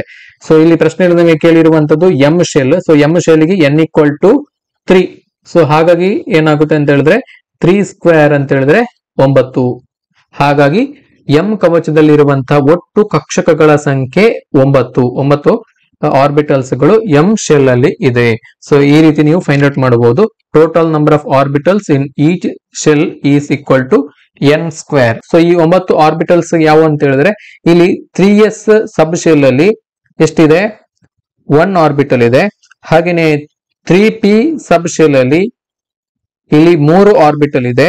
ಹಾಗೇನೆ 3d ಸಬ್ ಶೆಲ್ ಅಲ್ಲಿ ಇಲ್ಲಿ 5 ಆರ್ಬಿಟಲ್ಸ್ ಇದೆ. 5 3 8 8 1 9. ಈ ರೀತಿ ಎಂ ಶೆಲ್ ಅಲ್ಲಿ ಒಟ್ಟು 9 ಆರ್ಬಿಟಲ್ಸ್ ಗಳು ಅಥವಾ ಕಕ್ಷಕಗಳು ಇರುವಂತದ್ದು. ಸೊ ಇದಕ್ಕೆ ಸಂಬಂಧಪಟ್ಟಾಗಿ ಇನ್ನೊಂದು ಪ್ರಶ್ನೆ ಕೇಳಬಹುದು. ಎಂ ಕವಚದಲ್ಲಿ ಇರುವಂತಹ ಒಟ್ಟು ಎಲೆಕ್ಟ್ರಾನ್ಗಳ ಸಂಖ್ಯೆ, the total number of electrons in each shall we can calculate by using the formula 2n square. ಇದನ್ನ ಯೂಸ್ ಮಾಡಿ ಮಾಡಬಹುದು 2n ಸ್ಕ್ವೇರ್. ಇಲ್ಲಿ ಆರ್ಬಿಟಲ್ಸ್ ಕೇಳಿದ್ರೆ n ಸ್ಕ್ವೇರ್, ಇಲ್ಲಿ ನಂಬರ್ ಆಫ್ ಎಲೆಕ್ಟ್ರಾನ್ಸ್ ಕೇಳಿದ್ರೆ 2n square, total number of electrons ಕೇಳಿದ್ರೆ 2n square. ಇದನ್ನ use ಮಾಡಿ ನಾವು ಕ್ಯಾಲ್ಕುಲೇಟ್ ಮಾಡಬಹುದು. ಸೊ ಇಲ್ಲಿ ಎಂ ಶೆಲ್ ನಲ್ಲಿ ಎಷ್ಟು ಎಲೆಕ್ಟ್ರಾನ್ಸ್ ಗಳು ಇದೆ ಅಂತ ಹೇಳಿ ನಾವು ನೋಡ್ಬೇಕಿದ್ರೆ ಏನ್ ಮಾಡಬೇಕು, ಇಲ್ಲಿ ಎಂ ಶೆಲ್ ನ n ವ್ಯಾಲ್ಯೂ ಎಷ್ಟು 3. ಹಾಗಾಗಿ 2 ಇಂಟು 3 ಸ್ಕ್ವೇರ್ ಅಂದ್ರೆ 18 ಎಲೆಕ್ಟ್ರಾನ್ಸ್ ಗಳು ಇದೆ ಎಂ ಶೆಲ್ ಅಲ್ಲಿ. ಸೊ ಈ ರೀತಿಯ ಪ್ರಶ್ನೆಗಳು ಬರಬಹುದು. ಇಂತಹ ಪ್ರಶ್ನೆಗಳು ಪ್ರೀವಿಯಸ್ ಇಯರ್ ಕ್ವಶನ್ ಪೇಪರ್ ಅಲ್ಲಿ ಕೂಡ ಬಂದಿದೆ. ಮುಂದಿನ ಪ್ರಶ್ನೆಯನ್ನು ನೋಡಿ. ಈ ಕೆಳಗಿನವುಗಳಲ್ಲಿ ಎಲೆಕ್ಟ್ರಾನ್ ಆಕಾಂಕ್ಷಿ ಯಾವುದು ಅಂತೇಳಿ ಇಲ್ಲಿ ಆಯ್ಕೆಗಳನ್ನ ಕೊಟ್ಟಿದ್ದಾರೆ. ಬೋರಾನ್ ಟ್ರೈಫ್ಲೋರೈಡ್, ಅಮೋನಿಯಾ, ಇಲ್ಲಿ H2O ಅಂದ್ರೆ ವಾಟರ್ ಮಾಲಿಕ್ಯೂಲ್, ಹಾಗೇನೆ HS. ಸೊ ಇಲ್ಲಿ ನಾವು ಎಲೆಕ್ಟ್ರಾನ್ ಆಕಾಂಕ್ಷಿ ಅಂದ್ರೆ ಎಲೆಕ್ಟ್ರೋಫೈಲ್ ಯಾವುದಂತೇಳಿ ಗುರುತು ಮಾಡಬೇಕು. ಸೊ ಇಲ್ಲಿ ಎಲೆಕ್ಟ್ರಾನ್ ಆಕಾಂಕ್ಷಿ ಅಥವಾ ಎಲೆಕ್ಟ್ರೋಫೈಲ್ ಅಂತ ಹೇಳಿದ್ರೆ ಎಲೆಕ್ಟ್ರಾನ್ ಅಕ್ಸೆಪ್ಟಿಂಗ್ ಸ್ಪೀಶೀಸ್, ಎಲೆಕ್ಟ್ರಾನ್ ಗಳನ್ನ ತೆಗೆದುಕೊಳ್ಳುವಂತ, ಎಲೆಕ್ಟ್ರಾನ್ ಗಳನ್ನ ಸ್ವೀಕರಿಸುವಂತ ಒಂದು ಸಬ್ಸ್ಟೆನ್ಸ್ ಗಳನ್ನ ನಾವು ಎಲೆಕ್ಟ್ರೋಫೈಲ್ ಅಥವಾ ಎಲೆಕ್ಟ್ರಾನ್ ಆಕಾಂಕ್ಷಿಗಳಂತೇಳಿ ಕರಿತೇವೆ. Electrophiles are the substances which accept electron pair to form a bond with nucleophile. So ಇಂತಹ ಸ್ಪೀಶೀಸ್ ಅನ್ನ ನಾವು ಎಲೆಕ್ಟ್ರೋಫೈಲ್ಸ್ ಗಳಂತೇಳಿ ಕರಿತೇವೆ. ಸೊ ನ್ಯೂಕ್ಲಿಯೋಫೈಲ್ ಅಂತ ಹೇಳಿದ್ರೆ ಎಲೆಕ್ಟ್ರಾನ್ ಗಳನ್ನ ಡೊನೇಟ್ ಮಾಡುವಂತ ಸಾಮರ್ಥ್ಯವನ್ನು ಹೊಂದಿರುವಂತ ಸಬ್ಸ್ಟೆನ್ಸ್ಗಳು ಅಥವಾ ಸ್ಪೀಶೀಸ್ಗಳು. ಸೊ ಇಲ್ಲಿ ಕೊಟ್ಟಿರುವಂತಹ ಆಯ್ಕೆಗಳಲ್ಲಿ ammonia, water and HS minus ಇವೆಲ್ಲವೂ ಕೂಡ ನ್ಯೂಕ್ಲಿಯೋಫೈಲ್ಗಳು. ಅಂದ್ರೆ ಎಲೆಕ್ಟ್ರಾನ್ ಅನ್ನ ಇನ್ನೊಂದು ಸ್ಪೀಶೀಸ್ ಗೆ ಡೊನೇಟ್ ಮಾಡುವಂತ ಕೆಪಾಬಿಲಿಟಿ ಇರುವಂತ ಸ್ಪೀಶೀಸ್ಗಳು. ಹಾಗಾಗಿ ಇಲ್ಲಿ ನ್ಯೂಕ್ಲಿಯೋಫೈಲ್ ಯಾವುದು ಅಂತ ಹೇಳಿದ್ರೆ ಇಲ್ಲಿ ಬೋರಾನ್ ಟ್ರೈಫ್ಲೋರೈಡ್ BF3 ಇದು ಒಂದು ಉತ್ತಮವಾದಂತಹ ಎಲೆಕ್ಟ್ರೋಫೈಲ್, ಎಲೆಕ್ಟ್ರಾನ್ ಆಕಾಂಕ್ಷಿ, ಎಲೆಕ್ಟ್ರಾನ್ಗಳನ್ನ ಆಕರ್ಷಿಸುವಂತಹ ಗುಣ ಹೊಂದಿರುವಂತಹ ಒಂದು ಸ್ಪೀಶೀಸ್. ಹಾಗಾಗಿ ಇದಕ್ಕೆ ಸರಿಯಾದಂತಹ ಉತ್ತರ ಬೋರಾನ್ ಟ್ರೈಫ್ಲೋರೈಡ್. ಬೋರಾನ್ ಟ್ರೈಫ್ಲೋರೈಡ್ ನ ರಚನೆಯನ್ನು ನೀವು ಇಲ್ಲಿ ನೋಡಬಹುದು. ಈ ಸೆಂಟರ್ ಅಲ್ಲಿ ಬೋರಾನ್ ಆಟಮ್ ಇರ್ತದೆ, ಹಾಗೇನೆ ಇಲ್ಲಿ 3 ಫ್ಲೋರಿನ್ ನ ಆಟಮ್ಸ್ ಗಳು. ಮುಂದಿನ ಪ್ರಶ್ನೆಯನ್ನು ನೋಡಿ, ಈ ಕೆಳಗಿನವುಗಳಲ್ಲಿ ದ್ಯುತಿಪಟುತ್ವವುಳ್ಳ ಅಣು ಯಾವುದು? Optically active molecule among the following ಅಂತೇಳಿ.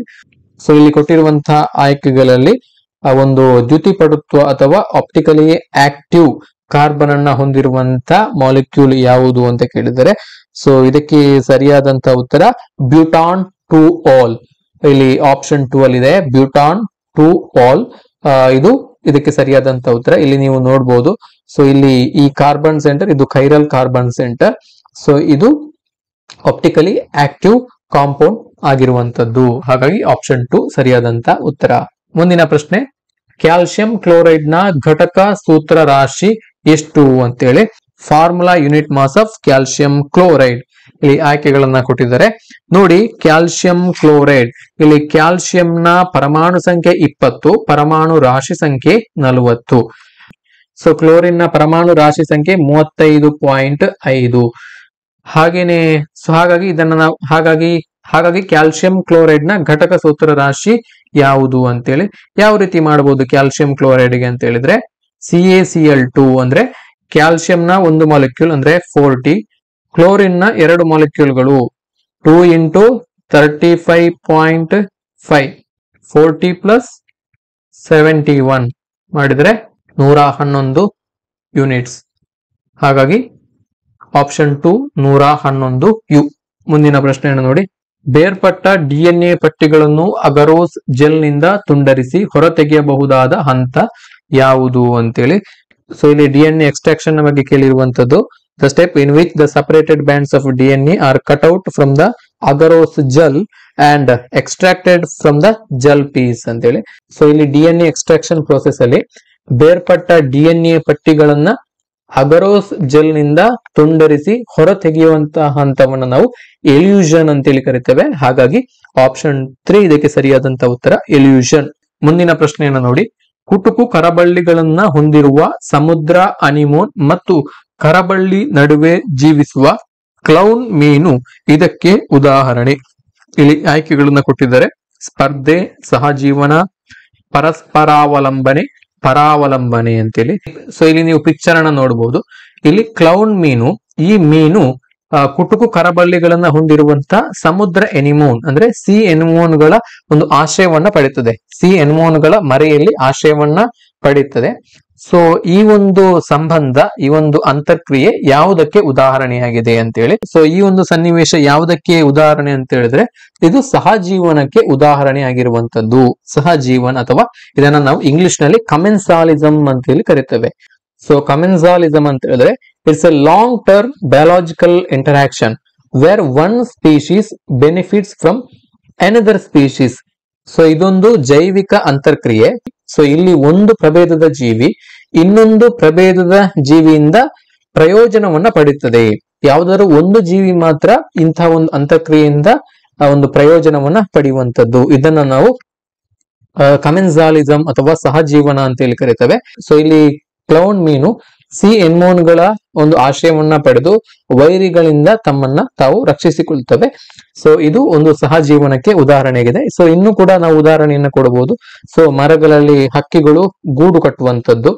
ಸೊ ಇದರಿಂದ ಮರಕ್ಕೆ ಏನು ಪ್ರಯೋಜನ ಇಲ್ಲ, ಹಕ್ಕಿಗಳಿಗೆ ಮಾತ್ರ ಒಂದು ಆಶ್ರಯ ಸಿಗ್ತದಷ್ಟೇ. ಸೊ ಹಾಗೆ ಇದಕ್ಕೆ ಕೊಡಬಹುದಂತ ಇನ್ನೊಂದು ಉದಾಹರಣೆ, ಕೊಕ್ಕರೆಗಳು ದನದ ಮೇಲೆ ಕುಳಿತಂತ ಕೀಟಗಳನ್ನ ಭಕ್ಷಿಸುವಂತದ್ದು.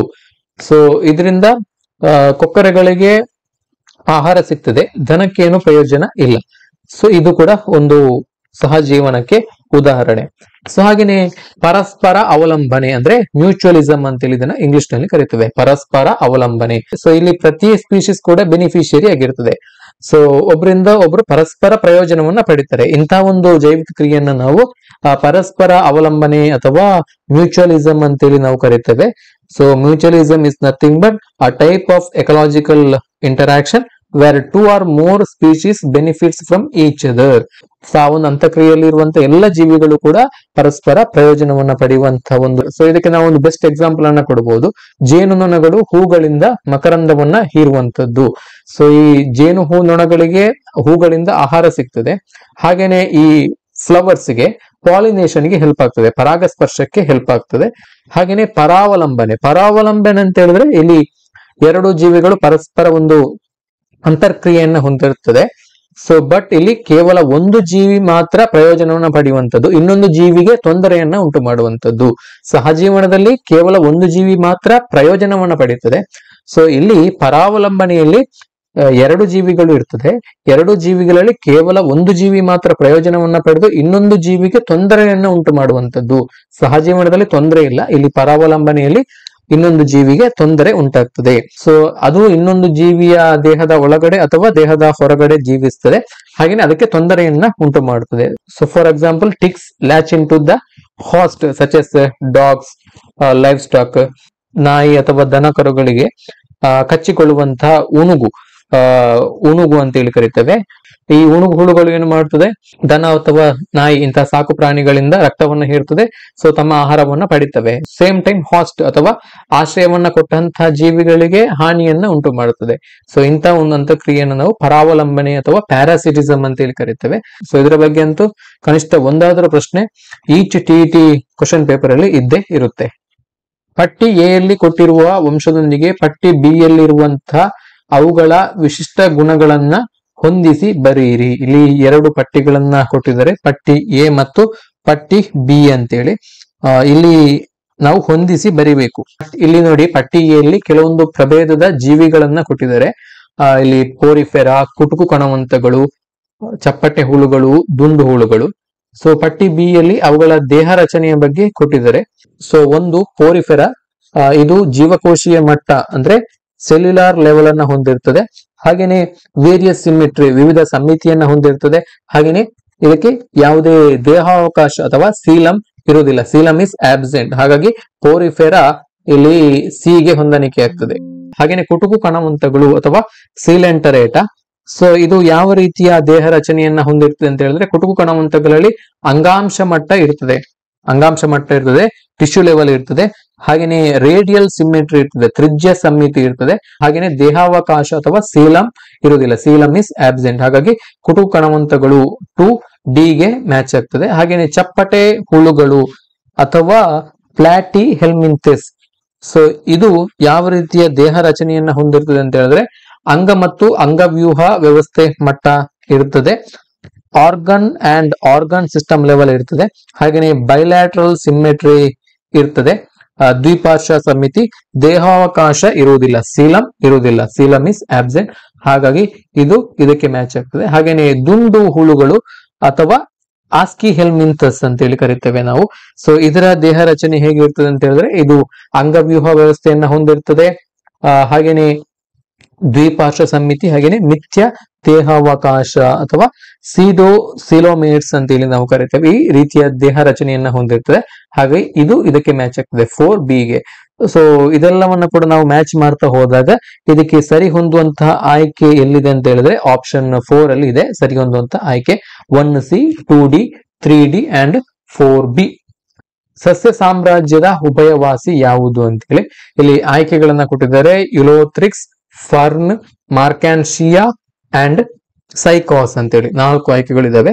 ಸೊ ಇದಕ್ಕೆ ಸರಿಯಾದಂತಹ ಉತ್ತರ ಸಸ್ಯ ಸಾಮ್ರಾಜ್ಯದ ಉಭಯವಾಸಿ ಅಂತ ಹೇಳಿದ್ರೆ, ನೆಲ ಮತ್ತು ನೀರು ಎರಡೂ ಕಡೆಗಳಲ್ಲಿ ಜೀವಿಸಲು ಯೋಗ್ಯವಾಗಿರುವಂತಹ, ಜೀವಿಸುವ ಸಾಮರ್ಥ್ಯ ಹೊಂದಿರುವಂತಹ ಒಂದು ಜೀವಿ ಪ್ರಭೇದಗಳನ್ನು ನಾವು ಉಭಯವಾಸಿಗಳು ಅಂತ ಹೇಳಿ ಕರಿತೇವೆ. ಉದಾಹರಣೆಗೆ ಪ್ರಾಣಿ ಪ್ರಭೇದದಲ್ಲಿ ಕಪ್ಪೆ, ಅದು ನೆಲದ ಮೇಲೆ ಕೂಡ ಬದುಕ್ತದೆ, ನೀರಿನಲ್ಲಿ ಕೂಡ ಬದುಕ್ತದೆ. ಇಂತಹ ಜೀವಿಗಳನ್ನ ನಾವು ಉಭಯವಾಸಿಗಳು ಅಂತ ಹೇಳಿ ಕರಿತೇವೆ. ಇಲ್ಲಿ ಸಸ್ಯ ಸಾಮ್ರಾಜ್ಯದ ಉಭಯವಾಸಿಯ ಬಗ್ಗೆ ಕೇಳಿರೋದ್ರಿಂದ ಇಲ್ಲಿ ಮಾರ್ಕ್ಯಾನ್ಶಿಯಾ ಆಪ್ಷನ್ 3 ಇದು ಸಸ್ಯ ಸಾಮ್ರಾಜ್ಯದ ಉಭಯವಾಸಿ ಎನಿಸಿಕೊಂಡಿದೆ. ಯಾಕಂತ ಹೇಳಿದ್ರೆ ಇದು ನೆಲದ ಮೇಲೆ ಕೂಡ ಬೆಳೀತದೆ, ಹಾಗೇನೆ ನೀರಿನ ಪ್ರದೇಶದಲ್ಲಿ ಕೂಡ ಬೆಳೀತದೆ, ನೀರಿನ ಒಳಗಡೆ ಕೂಡ ಬೆಳೀತದೆ. ಸೊ ಇಲ್ಲಿ ಚಿತ್ರದಲ್ಲಿ ನೀವು ನೋಡಬಹುದು. ಮುಂದಿನ ಪ್ರಶ್ನೆಯನ್ನು ನೋಡಿ, ಮಾನವನ ಹೆಣ್ಣು ಸಂತಾನೋತ್ಪತ್ತಿ ವ್ಯೂಹದಲ್ಲಿ ಅಂಡವು ಯೋನಿಗೆ ಹಾದು ಹೋಗುವ ಸರಿಯಾದ ಅನುಕ್ರಮಣಿಕೆ. ಸೊ ಮಾನವನ ಹೆಣ್ಣು ಸಂತಾನೋತ್ಪತ್ತಿ ವ್ಯೂಹ ಅಥವಾ ಫೀಮೇಲ್ ರಿಪ್ರೊಡಕ್ಟಿವ್ ಸಿಸ್ಟಮ್ ಸೊ ಇಲ್ಲಿ ಅಂಡಾಶಯದಿಂದ ಬಿಡುಗಡೆಗೊಂಡಂತಹ ಅಂಡಾಣು ಯಾವ ಮಾರ್ಗದ ಮೂಲಕ ಅನುಕ್ರಮವಾಗಿ ಚಲಿಸ್ತದೆ ಅನ್ನೋದ್ರ ಬಗ್ಗೆ ಇಲ್ಲಿ ಪ್ರಶ್ನೆಯಲ್ಲಿ ಕೇಳಿರುವಂತದ್ದು. ಸೊ ಇಲ್ಲಿ ನೀವು ಚಿತ್ರದಲ್ಲಿ ನೋಡ್ತಾ ಇರಬಹುದು, ಇದು ಫಿಮೇಲ್ ರಿಪ್ರೊಡಕ್ಟಿವ್ ಸಿಸ್ಟಮ್ ನ ಒಂದು ರಚನೆ. ಸೊ ಇಲ್ಲಿ ನೋಡಿ, ಮಹಿಳೆಯರಲ್ಲಿ ಅಂಡಾಶಯ ಅಥವಾ ಓವರಿಯಿಂದ ಬಿಡುಗಡೆಗೊಂಡಂತಹ ಒಂದು ಅಂಡಾಣು ಪ್ರತಿ ತಿಂಗಳು ಒಂದು ಅಂಡಾಣು ಬಿಡುಗಡೆಗೊಳ್ತದೆ. ಸೊ ಈ ಅಂಡಾಶಯದಿಂದ ಬಿಡುಗಡೆಗೊಂಡಂತಹ ಒಂದು ಅಂಡಾಣು ಅಥವಾ ಎಗ್ ಅಂಡನಾಳ ಅಥವಾ ಫೆಲೋಪಿಯನ್ ಟ್ಯೂಬ್ ಮುಖಾಂತರ ಸಾಗ್ತದೆ. ನೆಕ್ಸ್ಟ್ ಅದು ಗರ್ಭಕೋಶಕ್ಕೆ ಬರ್ತದೆ. ಗರ್ಭಕೋಶದ ಏನು ಗೋಡೆ ಇದೆ ಅಥವಾ ಯುಟರೈನ್ ಲೈನಿಂಗ್ ಏನಿದೆ, ಸೊ ಅದಕ್ಕೆ ಬಂದು ಅಲ್ಲಿ ಅಂಟಿಕೊಳ್ತದೆ. ಸೊ ಈ ಅಂಡಾಣು ಸಮ್ಮಿಲನಕ್ಕೆ ಸಿದ್ಧ ಆಗಿರ್ತದೆ. ಈ ಅಂಡಾಣು ಪುರುಷರ ಕಡೆಯಿಂದ ಬರುವಂತಹ ಒಂದು ವೀರ್ಯಾಣುವಿನೊಂದಿಗೆ ಸಮ್ಮಿಲನಗೊಂಡ್ರೆ ಸೊ ಅದು ಫ್ಯೂಸ್ ಆಗಿ ನೆಕ್ಸ್ಟ್ ಫರ್ಟಿಲೈಸೇಷನ್ ಆಗ್ತದೆ. ಆ ನಂತರ ಅದು ಮಗುವಿನ ರೂಪವನ್ನ ತಾಳ್ತದೆ. ಸೊ ಇದು ಸಂತಾನೋತ್ಪತ್ತಿಯ ಒಂದು ಹಂತ. ಸೊ ಇನ್ ಕೇಸ್ ಈ ಒಂದು ಅಂಡಾಣು ವೀರ್ಯಾಣುವಿನೊಂದಿಗೆ ಸಮ್ಮಿಲನಗೊಳ್ಳದೆ ಇದ್ರೆ ಸೊ ಅದು ನೆಕ್ಸ್ಟ್ ಗರ್ಭಕಂಠದ ಮುಖಾಂತರ ಯೋನಿಯ ಮುಖಾಂತರ ಅದು ಹೊರಹಾಕಲ್ಪಡುತ್ತದೆ. ರಕ್ತದ ಜೊತೆಗೆ ಹೊರಹಾಕಲ್ಪಡುತ್ತದೆ. ಈ ಯುಟರೈನ್ ಲೈನಿಂಗ್ ದೇಹದಿಂದ ಹೊರಹಾಕಲ್ಪಡುತ್ತದೆ. ಸೊ ಇದನ್ನೇ ಹೆಣ್ಣು ಮಕ್ಕಳಲ್ಲಿ ಮಾಸಿಕ ಋತುಸ್ರಾವ ಅಥವಾ ಋತುಚಕ್ರ ಮೆನ್ಸ್ಟ್ರುಯೇಷನ್ ಸೈಕಲ್ ಅಂತ ಕರೆಯುವಂತದ್ದು. ಸೊ ಹಾಗಾಗಿ ನಾನು ಇಲ್ಲಿ ಎಕ್ಸ್ಪ್ಲೇನ್ ಮಾಡಿದ ಹಾಗೆ ಇಲ್ಲಿ ಕೊಟ್ಟಿರುವಂತಹ ಆಯ್ಕೆಗಳಲ್ಲಿ ಸೊ ಅಂಡಾಶಯದಿಂದ ಬಿಡುಗಡೆಗೊಂಡಂತಹ ಅಂಡಾಣು ನೆಕ್ಸ್ಟ್ ಅಂಡನಾಳಕ್ಕೆ ಬರ್ತದೆ. ಆನಂತರ ಗರ್ಭಕೋಶಕ್ಕೆ ಬಂದು ಅಲ್ಲಿ ವೀರ್ಯಾಣುವಿನೊಂದಿಗೆ ಸಮ್ಮಿಲನಗೊಳ್ಳಿಕ್ಕೆ ಅದು ಕಾಯ್ತಾ ಇರ್ತದೆ. ಸೊ ಒಂದು ವೇಳೆ ವೀರ್ಯಾಣುವಿನೊಂದಿಗೆ ಅದು ಸಮ್ಮಿಲನಗೊಳ್ಳದೇ ಇದ್ರೆ ಅದು ಗರ್ಭಕೋಶದ ಕಂಠ ಅಥವಾ ಸರ್ವಿಕ್ಸ್ ನ ಮುಖಾಂತರ ಹಾದು ಹೋಗಿ ಯೋನಿಯ ಮುಖಾಂತರ ದೇಹದಿಂದ ಹೊರಹಾಕಲ್ಪಡುತ್ತದೆ. ಸೊ ಇದನ್ನೇ ನಾವು ಋತುಸ್ರಾವ ಅಥವಾ ಮೆನ್ಸ್ಟ್ರುಯೇಷನ್ ಸೈಕಲ್ ಅಂತ ಹೇಳಿ ನಾವು ಕರೀತಾ ಇರುವಂತದ್ದು. ಹಾಗಾಗಿ ಇಲ್ಲಿ ಆಪ್ಷನ್ 4 ಇದಕ್ಕೆ ಸರಿಯಾದಂತಹ ಉತ್ತರ. ಮುಂದಿನ ಪ್ರಶ್ನೆಯನ್ನ ನೋಡಿ, ಹಿಮೋಗ್ಲೋಬಿನ್ ಅಣುವಿನ ಬೀಟಾ ಗ್ಲೋಬಿನ್ ಸರಪಣಿಯ 6ನೆಯ ಸ್ಥಾನದಲ್ಲಿ ಗ್ಲುಟಾಮಿಕ್ ಆಮ್ಲವು ವ್ಯಾಲಿನ್ ನಿಂದ ಬದಲಿಕೆಯಾಗುವುದರಿಂದ ಈ ದೋಷ ಉಂಟಾಗುತ್ತದೆ ಅಂತೇಳಿ. ಸೊ ಇಲ್ಲಿ ಹಿಮೋಗ್ಲೋಬಿನ್ ಅಣುವಿನ ರಚನೆಯಲ್ಲಿ ಇರುವ ಗ್ಲೋಬಿನ್ ಚೈನ್ ಅಥವಾ ಗ್ಲೋಬಿನ್ ಸರಪಣಿಯ 6th ಪೊಸಿಷನ್ 6ನೆಯ ಸ್ಥಾನದಲ್ಲಿ ಗ್ಲುಟಾಮಿಕ್ ಆಸಿಡ್ ನ ಬದಲಿಗೆ ವ್ಯಾಲಿನ್ ಅಮೈನೋ ಆಸಿಡ್ ಅಲ್ಲಿ ಬಂದ್ರೆ ಒಂದು ಕಾಯಿಲೆಯನ್ನ ಉಂಟು ಮಾಡುತ್ತದೆ. ಸೊ ಈ ಕಾಯಿಲೆ ಯಾವುದು ಅಂತ ಹೇಳಿ ಕೇಳಿರುವಂತದ್ದು. ಆಯ್ಕೆಗಳನ್ನು ನೋಡಿ, ಕುಸುಮ ರೋಗ, ಕುಡುಗೋಲಾಕಾರದ ಜೀವಕೋಶದ ರಕ್ತಹೀನತೆ ಅಥವಾ ಸಿಕ್ಕಲ್ ಸೆಲ್ ಅನಿಮಿಯಾ ಅಂತೇಳಿ ಕರಿತೇವೆ. ಹಾಗೇನೆ ಫೀನೈಲ್ ಕ್ಯೂಟೋನ್ಯೂರಿಯಾ, ಹಾಗೇನೆ ಥಲಸೇಮಿಯಾ ಅಂತೇಳಿ. ಸೊ ನೋಡಿ, ನೀವಿಲ್ಲಿ ಚಿತ್ರದಲ್ಲಿ ನೋಡ್ತಾ ಇರ್ಬೋದು, ಸಾಮಾನ್ಯವಾಗಿ ಮಾನವನ ಕೆಂಪು ರಕ್ತ ಕಣದಲ್ಲಿ ಇರುವಂತಹ ಹಿಮೋಗ್ಲೋಬಿನ್ ನ ಆಕಾರ ಸ್ಪೆರಿಕಲ್ ಶೇಪ್ ಅಲ್ಲಿ ಇರ್ತದೆ, ಗೋಳಾಕಾರವಾಗಿರ್ತದೆ. ಸೊ ಇಲ್ಲಿ ಹಿಮೋಗ್ಲೋಬಿನ್ ಅಣುವಿನ ಬೀಟಾ ಗ್ಲೋಬಿನ್ ನ ಈ ಒಂದು ಚೈನ್ ನ 6ನೆಯ ಸ್ಥಾನದಲ್ಲಿ 6th ಪೊಸಿಷನ್ ಇರುವಂತಹ ಗ್ಲುಟಾಮಿಕ್ ಆಸಿಡ್ ವ್ಯಾಲಿನ್ ಅನ್ನುವಂತ ಒಂದು ಅಮೈನೋ ಆಸಿಡ್ ನಿಂದ ರಿಪ್ಲೇಸ್ ಆದ್ರೆ ಒಂದು ಕಾಯಿಲೆಯನ್ನ ಉಂಟು ಮಾಡ್ತದೆ. ಆ ಕಾಯಿಲೆಯನ್ನ ನಾವು ಕುಡುಗೋಲಾಕಾರದ ಜೀವಕೋಶದ ರಕ್ತಹೀನತೆ ಅಥವಾ ಸಿಕ್ಕಲ್ ಸೆಲ್ ಎನಿಮಿಯಾ ಅಂತೇಳಿ ಕರಿತೇವೆ. ಸೊ ಇಲ್ಲಿ ಹಿಮೋಗ್ಲೋಬಿನ್ ಮೊಲೆಕ್ಯುಲರ್ ಇರುವಂತಹ ಗ್ಲೋಬಿನ್ ಚೈನ್ ನ 6th ಪೊಸಿಷನ್ ಅಲ್ಲಿ glutamic acid valine amino acid ನಿಂದ ರಿಪ್ಲೇಸ್ ಆಗುವುದರಿಂದ ಇಲ್ಲಿ ಆ ರೆಡ್ ಬ್ಲಡ್ ಸೆಲ್ಸ್ ಗಳ ಶೇಪ್ ಚೇಂಜ್ ಆಗ್ತದೆ. ಇಲ್ಲಿ ನಾರ್ಮಲ್ ಆಗಿರ್ಬೇಕಾಗಿರುವಂತಹ ಒಂದು ಸ್ಪೆರಿಕಲ್ ಶೇಪ್ ನ ಬದಲಿಗೆ ಒಂದು ಸಿಕ್ಕಲ್ ಶೇಪ್ ಅನ್ನ ಪಡಿ. ಹಾಗಾಗಿ ಈ ರೋಗವನ್ನ ನಾವು ಸಿಕ್ಕಲ್ ಸೆಲ್ ಎನಿಮಿಯಾ ಅಂತೇಳಿ ಕರಿತೇವೆ. ಪ್ರಮುಖವಾಗಿ ಇದರಿಂದ ರಕ್ತಹೀನತೆ ಉಂಟಾಗ್ತದೆ. ಹಾಗಾಗಿ ಇದಕ್ಕೆ ಸರಿಯಾದಂತಹ ಉತ್ತರ ಕುಡುಗೋಲಾಕಾರದ ಜೀವಕೋಶದ ರಕ್ತಹೀನತೆ. ಸೊ ಇದು ಒಂದು ಅನುವಂಶೀಯ ಕಾಯಿಲೆ ಕೂಡ ಹೌದು. ಸೊ ಇಲ್ಲಿ ಇರುವಂತಹ ಇತರ ಆಯ್ಕೆಗಳು, ಇದರ ಬಗ್ಗೆ ಕೂಡ ನಿಮಗೆ ಪ್ರಶ್ನೆಗಳು ಬರಬಹುದು ಪರೀಕ್ಷೆಯಲ್ಲಿ. ಇಲ್ಲಿ ನೋಡಿ, ಕುಸುಮ ರೋಗ ಅಥವಾ ಹಿಮೋಫಿಲಿಯಾ ಅಂತೇಳಿ. ಸೊ ಇಲ್ಲಿ ಕುಸುಮ ರೋಗ ಅಥವಾ ಹಿಮೋಫಿಲಿಯಾ ಅನ್ನುವಂಥದ್ದು ಕೂಡ ಒಂದು ಅನುವಂಶೀಯ ಕಾಯಿಲೆ, ರಕ್ತಕ್ಕೆ ಸಂಬಂಧಪಟ್ಟಂತ ಒಂದು ಅನುವಂಶೀಯ ಕಾಯಿಲೆ. ಇದು ಹೆಚ್ಚಾಗಿ ಗಂಡು ಮಕ್ಕಳಲ್ಲಿ ಮಾತ್ರ ಕಾಣಿಸಿಕೊಳ್ತದೆ. ಕೆಲವೊಂದು ಅಪರೂಪದ ಸನ್ನಿವೇಶಗಳಲ್ಲಿ ಹೆಣ್ಣು ಮಕ್ಕಳಲ್ಲಿ ಕೂಡ ಕಾಣಿಸಿಕೊಳ್ಳುವಂತಹ ಸಾಧ್ಯತೆ ಇದೆ.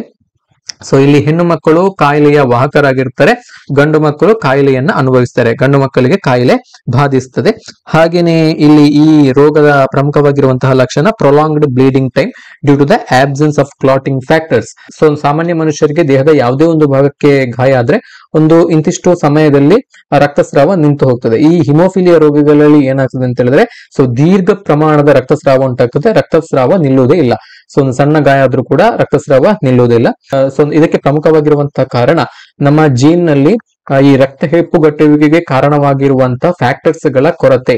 ಸೊ ಈ ಫ್ಯಾಕ್ಟರ್ಸ್ ಗಳು ಈ ರೋಗಿಗಳಲ್ಲಿ ಇಲ್ಲದೆ ಇರುವುದರಿಂದ ಸೊ ಇಲ್ಲಿ ರಕ್ತಸ್ರಾವ ನಿಲ್ಲಕ್ಕೆ ಸಾಧ್ಯ ಆಗುವುದಿಲ್ಲ. ಸೊ ಇದು ಕೂಡ ಒಂದು ಅನುವಂಶೀಯ ಕಾಯಿಲೆ. ನೆಕ್ಸ್ಟ್ ಆಪ್ಷನ್ ನೋಡಿ ಫಿನೈಲ್ ಕ್ಯೂಟೋನೂರಿ ಅಂತೇಳಿ. ಸೊ ಈ ಫಿನೈಲ್ ಕ್ಯೂಟೋನೂರಿ ಅನ್ನುವಂಥದ್ದು ಕೂಡ ಒಂದು ಅನುವಂಶೀಯ ಕಾಯಿಲೆ. ಸೊ ಇದು ಹೇಗೆ ಬರ್ತದೆ ಅಂತ ಹೇಳಿದ್ರೆ ಸೊ ಫಿನೈಲ್ ಎಲಾನಿನ್ ಅನ್ನುವಂಥ ಒಂದು ಅಮೈನೋ ಆಸಿಡ್ ನ ಅತಿಯಾದಂತ ಉತ್ಪಾದನೆಯಿಂದ ಈ ರೋಗ ಉಂಟಾಗ್ತದೆ. ಸೊ ಈ ಕಂಡೀಷನ್ ಅನ್ನು ನಾವು ಫಿನೈಲ್ ಕೀಟೋನೂರಿಯಾ ಅಂತ ಹೇಳಿ ಕರಿತೇವೆ. ಸೊ ಅಂತ ಸಂದರ್ಭದಲ್ಲಿ ದೇಹಕ್ಕೆ ಫಿನೈಲ್ ಎಲಾನಿನ್ ಅನ್ನುವಂತ ಒಂದು ಅಮೈನೋ ಆಸಿಡ್ ಅನ್ನ ಪ್ರೊಸೆಸ್ ಮಾಡ್ಲಿಕ್ಕೆ ಸಾಧ್ಯ ಆಗದೆ ಹೋಗುವಂತಹ ಪರಿಸ್ಥಿತಿ ಬರ್ತದೆ. ಸೊ ಈ ಒಂದು ಕಾಯಿಲೆಯನ್ನು ನಾವು ಫಿನೈಲ್ ಕೀಟೋನೂರಿಯಾ ಅಂತ ಹೇಳಿ ಕರಿತೇವೆ. ಹಾಗೇನೆ ಥಲಸೀಮಿಯಾ, ಸೊ ಈ ಕಾಯಿಲೆ ಕೂಡ ಒಂದು ಅನುವಂಶೀಯ ಕಾಯಿಲೆ. ಸೊ ಜೆನೆಟಿಕ್ ಮ್ಯೂಟೇಷನ್ ಇಂದ ಈ ಒಂದು ಕಾಯಿಲೆ ಕೂಡ ಬರ್ತದೆ. ಹಾಗಾಗಿ ಇದರ ಬಗ್ಗೆ ಕೂಡ ಒಂದಷ್ಟು ಮಾಹಿತಿಯನ್ನ ನೋಡ್ಕೊಳ್ಳಿ. ಈ ಕೆಳಗಡೆ ನೀಡಿರುವ ಹೇಳಿಕೆಗಳನ್ನು ಓದಿರಿ ಮತ್ತು ಸರಿಯಾದ ಆಯ್ಕೆಯನ್ನು ಆರಿಸಿ. ಹೇಳಿಕೆಯನ್ನು ನೋಡಿ. ಹೇಳಿಕೆ 1, ಯುಗ್ಮಜದಿಂದ ಭ್ರೂಣದ ಪರಿವರ್ತನೆಯಾಗುವುದನ್ನೇ ಭ್ರೂಣೋತ್ಪತ್ತಿ ಎನ್ನಲಾಗುತ್ತದೆ. ಹಾಗೇನೆ ಹೇಳಿಕೆ 2 ನೋಡಿ, ಭ್ರೂಣೋತ್ಪತ್ತಿಯ ಸಂದರ್ಭದಲ್ಲಿ ಯುಗ್ಮಜವು ಕೋಶ ವಿಭಜನೆ ಮತ್ತು ಕೋಶ ವಿಭೇದೀಕರಣಕ್ಕೆ ಒಳಗಾಗುತ್ತದೆ ಅಂತೇಳಿ. ಇಲ್ಲಿ ಇಂಗ್ಲಿಷ್ ನಲ್ಲಿ ಒಂದ್ಸಲ ನಾನು ಹೇಳ್ತಾ ಹೋಗ್ತೇನೆ. ಸೊ ಇಲ್ಲಿ statement 1, embryogenesis refers to the process of development of embryo from zygote. So yes, it's true. So embryogenesis ಅಂತ ಹೇಳಿದ್ರೆ ಯುಗ್ಮಜದಿಂದ ನಾವು ಭ್ರೂಣದ ಪರಿವರ್ಧನೆ ಆಗುವಂತ ಪ್ರಕ್ರಿಯೆಯನ್ನು ನಾವು ಭ್ರೂಣೋತ್ಪತ್ತಿ ಅಂತೇಳಿ ಕರಿತೇವೆ. The process of development of embryo from zygote is known as embryogenesis. Zygote undergoes cell division and cell differentiation during embryogenesis. ಹಾಗಾಗಿ ಇಲ್ಲಿ ಹೇಳಿಕೆ 1 ಮತ್ತು ಹೇಳಿಕೆ 2 ಎರಡೂ ಕೂಡ ಸರಿಯಾದಂತ ಹೇಳಿಕೆಗಳು ಆಗಿವೆ. ಹಾಗಾಗಿ ಆಪ್ಷನ್ 1 ಹೇಳಿಕೆ 1 ಮತ್ತು ಹೇಳಿಕೆ 2 ಎರಡೂ ಕೂಡ ಸರಿಯಾದಂತ ಹೇಳಿಕೆಗಳಾಗಿವೆ. ಆಪ್ಷನ್ 1. ಮುಂದಿನ ಪ್ರಶ್ನೆಯನ್ನು ನೋಡಿ. ಪುನರಾವರ್ತಿತವಾಗಿ ಪರಿಶೀಲಿಸಬಹುದಾದಂತಹ ವೀಕ್ಷಣೆಗಳನ್ನ ನಾವು ಏನಂತ ಕರಿತೇವೆ ಅಂತೇಳಿ. Repeatedly verifiable observations are called as facts. ಇದನ್ನ ನಾವು ತಥ್ಯಗಳು ಅಂತೇಳಿ ಕರಿತೇವೆ. ಆಪ್ಷನ್ 1 ನಲ್ಲಿ ಆನ್ಸರ್ ಇದೆ. ಮುಂದಿನ ಪ್ರಶ್ನೆ, ಇದು ಅನೇಕ ಮಾನಸಿಕ ಪ್ರಕ್ರಿಯೆಗಳ ಸಂಯೋಜನೆ ಅಥವಾ ಸಮಸ್ಯಾತ್ಮಕ ಸನ್ನಿವೇಶದ ಸಂದರ್ಭದಲ್ಲಿ ಸ್ಥಿರವಾಗಿ ನಿರ್ದಿಷ್ಟ ವಿಧಾನಗಳಲ್ಲಿ ವರ್ತಿಸುವ ಪ್ರವೃತ್ತಿಯಾಗಿದೆ. ಈ ಹೇಳಿಕೆ ಉತ್ತಮವಾಗಿ ವಿವರಿಸುವುದು. ಏನನ್ನ ಉತ್ತಮವಾಗಿ ವಿವರಿಸುತ್ತದೆ ಅಂತೇಳಿ. ಸೊ ಈ ಪ್ರಶ್ನೆ ಇಂಗ್ಲಿಷ್ ವರ್ಷನ್ ಅಲ್ಲಿ ಈ ರೀತಿ ಇದೆ. It is a composite of a number of mental processes or tendencies to react consistently in certain ways to a novel or problematic situation. This statement best explains. So ಇದು ಏನನ್ನ ಉತ್ತಮವಾಗಿ ವಿವರಿಸಿದೆ ಅಂತ ಹೇಳಿದ್ರೆ, ಸೊ ಇದು ವೈಜ್ಞಾನಿಕ ಮನೋಭಾವನೆ ಅಥವಾ ಸೈಂಟಿಫಿಕ್ ಆಟಿಟ್ಯೂಡ್ ಅನ್ನ ಇದು ಉತ್ತಮವಾಗಿ ವಿವರಿಸುತ್ತದೆ. ಹಾಗಾಗಿ ಇದಕ್ಕೆ ಸರಿಯಾದಂತ ಉತ್ತರ ಆಪ್ಷನ್ 3, ವೈಜ್ಞಾನಿಕ ಮನೋಭಾವನೆ ಅಥವಾ ವೈಜ್ಞಾನಿಕ ಮನೋಭಾವ, ಸೈಂಟಿಫಿಕ್ ಆಟಿಟ್ಯೂಡ್ ಸರಿಯಾದಂತ ಉತ್ತರ. ಮುಂದಿನ ಪ್ರಶ್ನೆ, ಪರಿಕಲ್ಪನೆಯ ಕುರಿತಂತೆ ಅತ್ಯಂತ ಸೂಕ್ತ ಹೇಳಿಕೆ ಯಾವುದು ಅಂತೇಳಿ ಪ್ರಶ್ನೆಯಲ್ಲಿ ಕೇಳಿದರೆ. Most appropriate statement about the concept. ಇಲ್ಲಿ ಆಯ್ಕೆಗಳನ್ನ ಗಮನಿಸಿ. ಪರಿಕಲ್ಪನೆಗಳನ್ನ ಕಲಿಕೆಯ ವಿವಿಧ ಹಂತಗಳಾಗಿ ವಿಭಾಗಿಸಬಹುದು. ಪರಿಕಲ್ಪನೆಗಳನ್ನು ತಥ್ಯಾಂಶಗಳಾಗಿ ಮಾತ್ರ ವಿಭಾಗಿಸಬಹುದು. ಪರಿಕಲ್ಪನೆ ಬಹು ಆಯಾಮದ ಪ್ರಕ್ರಿಯೆಯಾಗಿದ್ದು ಕೇಂದ್ರೀಕರಣ ಮಜಲುಗಳನ್ನ ಒಳಗೊಂಡಿದೆ. ಹಾಗೇನೆ ಆಯ್ಕೆ 4, ಪರಿಕಲ್ಪನೆಯನ್ನು ಕಲಿಕೆಯ ವಿವಿಧ ಹಂತಗಳಾಗಿ ವಿಭಾಗಿಸಲಾಗದು ಅನ್ನುವಂತಹ ಆಯ್ಕೆಯನ್ನ ಇಲ್ಲಿ ಕೊಟ್ಟಿರುವಂತದ್ದು. ಸೊ ಇದಕ್ಕೆ ಸರಿಯಾದಂತ ಉತ್ತರ ಆಪ್ಷನ್ 4, ಪರಿಕಲ್ಪನೆಯನ್ನ ಕಲಿಕೆಯ ವಿವಿಧ ಹಂತಗಳಾಗಿ ವಿಭಾಗಿಸಲಾಗದು. Concepts cannot be divided into different levels of learning. ಹಾಗಾಗಿ ಆಪ್ಷನ್ 4 ಸರಿಯಾದಂತ ಉತ್ತರ. ಮುಂದಿನ ಪ್ರಶ್ನೆ, ಸಾಮರ್ಥ್ಯ ಆಧಾರಿತ ಪಠ್ಯಕ್ರಮ ಮತ್ತು ಯೋಜಿತ ಕಲಿಕೆಗಳು ಆಧಾರಿತವಾಗಿರುವುದು. The competency based curriculum and programmed learning are based on which factors. So these are based on behaviourist approach. So these are based on behaviourist approach. ವರ್ತನವಾದದ ವಿಧಾನದ ಮೇಲೆ ಈ ಸಾಮರ್ಥ್ಯ ಆಧಾರಿತ ಪಠ್ಯಕ್ರಮ ಮತ್ತು ಯೋಜಿತ ಕಲಿಕೆಗಳು ಆಧಾರಿತ ಆಗಿರ್ತವೆ. ಆಪ್ಷನ್ 3 ಸರಿಯಾದಂತ ಉತ್ತರ. ಮುಂದಿನ ಪ್ರಶ್ನೆಯನ್ನು ನೋಡಿ. ವೈಜ್ಞಾನಿಕ ಜ್ಞಾನಾಭಿವೃದ್ಧಿಯ ಹಂತಗಳನ್ನು ಹೆಚ್ಚು ಸಮರ್ಪಕವಾಗಿ ವಿವರಿಸುವ ಸರಿಯಾದ ಅನುಕ್ರಮಣಿಕೆ ಯಾವುದು? ಸೊ ಯಾವುದೇ ಒಂದು ವಿಷಯವನ್ನ ವೈಜ್ಞಾನಿಕವಾಗಿ ಕಲಿಯುವಂತ ಹಂತಗಳನ್ನ ನೋಡಿ. ಸೊ ಮೊದಲ ಹಂತ ವೀಕ್ಷಣೆ. ಸೊ ಆ ಒಂದು ವಿಷಯವನ್ನ ನಾವು ವೀಕ್ಷಣೆ ಮಾಡುವಂತದ್ದು. ಸೊ ಅದಕ್ಕೆ ಸಂಬಂಧಪಟ್ಟಂತ ದತ್ತಾಂಶಗಳನ್ನ ಕಲೆ ಹಾಕುವಂತದ್ದು, ದತ್ತಾಂಶಗಳನ್ನ ಕಲೆ ಹಾಕಿ ದತ್ತಾಂಶಗಳನ್ನ ವಿಶ್ಲೇಷಣೆ ಮಾಡುವಂತದ್ದು. ಇಂಟರ್ಪ್ರಿಟೇಷನ್ ಆಫ್ ಡಾಟಾ ಎರಡನೆಯ ಹಂತ. ಸೊ ಇದು ಮೊದಲನೇ ಹಂತ. ವೀಕ್ಷಣೆ, ಎರಡನೆಯ ಹಂತ ದತ್ತಾಂಶಗಳ ಸಂಗ್ರಹಣೆ ಮತ್ತು ವಿಶ್ಲೇಷಣೆ. ಸೊ ಮುಂದಿನ ಹಂತ ಪರಿಕಲ್ಪನೆಗಳು ಮತ್ತು ಊಹೆಗಳನ್ನ ಪರಿಶೋಧನೆ ಮಾಡುವಂತದ್ದು, concepts and assumptions and inquiry, ಇದನ್ನ ಮಾಡುವಂತದ್ದು. ಸೊ ಇದು ಮೂರನೆಯ ಹಂತ. ಸೊ ಈ ಹಂತಗಳ ಮುಖಾಂತರ ಅಂತಿಮವಾಗಿ ನಾವು ಸೈಂಟಿಫಿಕ್ ನಾಲೆಜ್ ಅನ್ನ ಆಕ್ಯುಪೈ ಮಾಡುವಂತದ್ದು, ಗೇನ್ ಮಾಡುವಂತದ್ದು, ವೈಜ್ಞಾನಿಕ ಜ್ಞಾನಾಭಿವೃದ್ಧಿಯನ್ನ ಗಳಿಸುವಂತದ್ದು. ಇದು 4ನೆಯ ಹಂತ. ಹಾಗಾಗಿ ಇಲ್ಲಿ ಕೊಟ್ಟಿರುವಂತಹ ಆಯ್ಕೆಗಳಲ್ಲಿ ಆಯ್ಕೆ 2ರಲ್ಲಿ ಇದರ ಒಂದು ಅನುಕ್ರಮವಾದಂತಹ ಹಂತಗಳನ್ನ ಕೊಡಲಾಗಿದೆ. ಆಪ್ಷನ್ 2 ಇದಕ್ಕೆ ಸರಿಯಾದಂತಹ ಉತ್ತರ. ಮುಂದಿನ ಪ್ರಶ್ನೆಯನ್ನು ನೋಡಿ. ಅಮೂರ್ತತೆಯ ಪ್ರಸ್ತುತಿ, ಪ್ರಸ್ತಾವನಾ ಹಂತ, ಅನ್ವಯ, ಮುಕ್ತಾಯ ಈ ಹಂತಗಳನ್ನು ಒಳಗೊಂಡಿರುವುದು ಯಾವುದು ಅಂತೇಳಿ. ಈ ಹಂತಗಳನ್ನ ಒಳಗೊಂಡಿರುವಂತ ಒಂದು ಪ್ರಕಲ್ಪನೆ ಯಾವುದು ಅಂತೇಳಿ, ಯಾವ ಒಂದು ತತ್ವ ಈ ಹಂತಗಳನ್ನ ಒಳಗೊಂಡಿದೆ ಅಂತೇಳಿ. ಸೊ ಪರಿಕಲ್ಪನಾ ನಕ್ಷೆ ಅಥವಾ ಕಾನ್ಸೆಪ್ಟ್ ಮ್ಯಾಪಿಂಗ್, ಇದರ ಮೊದಲ ಹಂತ ಅಮೂರ್ತತೆಯ ಪ್ರಸ್ತುತಿ ಅಂದ್ರೆ ಪ್ರೆಸೆಂಟೇಷನ್ ಆಫ್ ಅಬ್ಸ್ಟ್ರಾಕ್ಷನ್. ಸೊ ಮುಂದಿನ ಹಂತ ಪ್ರೊಪೊಸಿಷನಲ್ ಫೇಸ್, ಪ್ರಸ್ತಾವನಾ ಹಂತ, ಅದನ್ನ ಪ್ರಸ್ತಾವಿಸುವಂತ ಹಂತ. ಹಾಗೇನೆ ಮುಂದಿನ ಹಂತ ಅನ್ವಯ, ನಾವು ಪ್ರಸ್ತಾಪಿಸಿದಂತ ವಿಷಯವನ್ನ ಅನ್ವಯ ಮಾಡುವಂತಹ ಹಂತ. ಹಾಗೇನೆ ಕೊನೆಯ ಹಂತ ಮುಕ್ತಾಯದ ಹಂತ. ಸೊ ಈ ರೀತಿಯ ಹಂತಗಳನ್ನ ಪರಿಕಲ್ಪನಾ ನಕ್ಷೆ ಒಳಗೊಂಡಿದೆ. ಹಾಗಾಗಿ ಇಲ್ಲಿ ಪರಿಕಲ್ಪನಾ ನಕ್ಷೆ ಅಥವಾ ಕಾನ್ಸೆಪ್ಟ್ ಮ್ಯಾಪಿಂಗ್ ಇದಕ್ಕೆ ಸರಿಯಾದಂತಹ ಉತ್ತರ ಆಗುತ್ತೆ. ಮುಂದಿನ ಪ್ರಶ್ನೆಯನ್ನು ನೋಡಿ. ಶಿಕ್ಷಕರು ಮೊದಲು ಓಂನ ನಿಯಮವನ್ನ ಚರ್ಚಿಸಿ ನಂತರ ಪ್ರಾಯೋಗಿಕ ಅನುಭವವನ್ನ ಒದಗಿಸಿದರು. ಇಲ್ಲಿ ಶಿಕ್ಷಕರು ಬಳಸಿದ ವಿಧಾನ ಯಾವುದು ಅಂತೇಳಿ. ಸೊ ಇದು ವೆರಿ ಇಂಪಾರ್ಟೆಂಟ್ ಕ್ವಶನ್. ಸೊ ಪ್ರತಿ ವರ್ಷದ ಟಿಇಟಿ ಪರೀಕ್ಷೆಯಲ್ಲಿ ಸೊ 2 ಪೇಪರ್ ಅಲ್ಲಿ ಕೂಡ, ಪೇಪರ್ 1 ಅಂಡ್ ಪೇಪರ್ 2 ನಲ್ಲಿ ಈ ಅನುಗಮನ ವಿಧಾನ ಅಥವಾ ಇಂಡಕ್ಟಿವ್ ಮೆಥಡ್, ಹಾಗೇನೆ ನಿಗಮನ ವಿಧಾನ ಅಥವಾ ಡಿಡಕ್ಟಿವ್ ಮೆಥಡ್ ನ ಬಗ್ಗೆ ಕನಿಷ್ಠ ಒಂದಾದ್ರೂ ಪ್ರಶ್ನೆಗಳು ಬಂದೇ ಬರ್ತದೆ. ಸೊ ಇದು ಕನ್ಫರ್ಮ್ ಆಗಿ ಬರುವಂತ ಒಂದು ಟಾಪಿಕ್ ಮತ್ತೆ ಪ್ರಶ್ನೆ ಅಂತ ಹೇಳ್ಬೋದು. ಸೊ ಇಲ್ಲಿ ಪ್ರಶ್ನೆಯಲ್ಲಿ ಕೇಳಿರುವಂತದ್ದು, ಶಿಕ್ಷಕರು ಮೊದಲು ಓಂನ ನಿಯಮವನ್ನ ಚರ್ಚಿಸಿ ನಂತರ ಪ್ರಾಯೋಗಿಕ ಅನುಭವವನ್ನ ಒದಗಿಸಿದರು. ಸೊ ಶಿಕ್ಷಕರು ಏನ್ ಮಾಡ್ತಾರೆ, ಮೊದಲು ಓಂನ ನಿಯಮವನ್ನ ತರಗತಿಯಲ್ಲಿ ಚರ್ಚಿಸ್ತಾರೆ, ಆನಂತರ ವಿದ್ಯಾರ್ಥಿಗಳಿಗೆ ಉದಾಹರಣೆಯನ್ನು ಕೊಡ್ತಾರೆ, ಆನಂತರ ಪ್ರಾಕ್ಟಿಕಲ್ ಎಕ್ಸ್ಪೀರಿಯನ್ಸ್ ಅನ್ನ ಒದಗಿಸುವಂತಹ ಪ್ರಯತ್ನವನ್ನ ಮಾಡ್ತಾರೆ. ಇಲ್ಲಿ ಶಿಕ್ಷಕರು ಅನುಸರಿಸಿದಂತಹ ಬೋಧನಾ ವಿಧಾನ ಯಾವುದು? ಇಲ್ಲಿ ಶಿಕ್ಷಕರು ನಿಗಮನ ವಿಧಾನ ಅಥವಾ ಡಿಡಕ್ಟಿವ್ ಮೆಥಡ್ ಆಫ್ ಟೀಚಿಂಗ್ ಅನ್ನ ಬಳಸಿದ್ದಾರೆ, ಡಿಡಕ್ಟಿವ್ ಮೆಥಡ್ ಅನ್ನ ಉಪಯೋಗಿಸಿದ್ದಾರೆ. ಸೊ ಈ ಡಿಡಕ್ಟಿವ್ ಮೆಥಡ್ ಅಲ್ಲಿ ಮೊದಲು ಒಂದು ರೂಲ್ ಅಥವಾ ನಿಯಮವನ್ನು ರೂಪಿಸಲಾಗ್ತದೆ, ನಿಯಮದಿಂದ ಅದು ಉದಾಹರಣೆಯ ಕಡೆಗೆ ಸಾಗ್ತದೆ, ರೂಲ್ ಟು ಎಕ್ಸಾಂಪಲ್. ಹಾಗಾಗಿ ಈ ಮೆಥಡ್ ಅನ್ನು ನಾವು ರೂಲ್ ಎಗ್ ಮೆಥಡ್ ಅಂತ ಕರಿತೇವೆ, ರೂಲ್ ಎಗ್ ಮೆಥಡ್ ಅಂತ ಹೇಳಿ ಕರಿತೇವೆ. ಸೊ ನೀವು ಈಸಿಯಾಗಿ ನೆನಪಿಟ್ಕೊಳ್ಬಹುದು, ಡಿಡಕ್ಟಿವ್ ಅಂತ ಹೇಳಿದ್ರೆ rule eg method, rule to example, rule eg method. ಹಾಗೇನೆ ಇಲ್ಲಿ ಇಂಡಕ್ಟಿವ್ ಮೆಥಡ್ ಅಲ್ಲಿ ಮೊದಲು ಉದಾಹರಣೆಯನ್ನ ಕೊಡಲಾಗ್ತದೆ, ಆನಂತರ ಫೈನಲ್ ಆಗಿ ಒಂದು ನಿಯಮವನ್ನ ರೂಪಿಸಲಾಗ್ತದೆ, ಸಾಮಾನ್ಯ ನಿಯಮವನ್ನ ರೂಪಿಸಲಾಗ್ತದೆ. ಅನುಗಮನ ವಿಧಾನದಲ್ಲಿ ಮೊದಲು ಉದಾಹರಣೆಯನ್ನ ಕೊಟ್ಟು ಆನಂತರ ಸಾಮಾನ್ಯ ನಿಯಮವನ್ನ ರೂಪಿಸಲಾಗ್ತದೆ. ಸೊ ಹಾಗಾಗಿ ಈ ಮೆಥಡ್ ಅನ್ನು ನಾವು ಎಗ್ ರೂಲ್ ಮೆಥಡ್ ಅಂತ ಹೇಳಿ ಕರಿತೇವೆ, example to rule, eg rule method ಅಂತ ಹೇಳಿ ಕರಿತೇವೆ. ಇದನ್ನು ಕೂಡ ನೆನಪಿನಲ್ಲಿ ಇಟ್ಕೊಳ್ಳಿ. ಕನಿಷ್ಠ ಒಂದು ಪ್ರಶ್ನೆ ಇದರ ಮೇಲೆ ನಿಮಗೆ ಪ್ರತಿಯೊಂದು ಟಿಇಟಿ ಪರೀಕ್ಷೆಯಲ್ಲಿ ಕೂಡ ಬಂದೇ ಬರುತ್ತೆ. ಮುಂದಿನ ಪ್ರಶ್ನೆಯನ್ನು ನೋಡಿ. ಪ್ರತಿಫಲನ ಅಂದ್ರೆ ರಿಫ್ಲೆಕ್ಟಿವ್ ಅಭ್ಯಾಸದ ಸರಿಯಾದ ಅನುಕ್ರಮಣಿಕೆ ಯಾವುದು ಅಂತ ಹೇಳಿ ಕೇಳಿದರೆ, ಸೊ ರಿಫ್ಲೆಕ್ಟಿವ್ ಪ್ರಾಕ್ಟೀಸ್ ಇದರ ಸರಿಯಾದಂತಹ ಅನುಕ್ರಮಣಿಕೆ ಯಾವುದು ಅಂತೇಳಿ.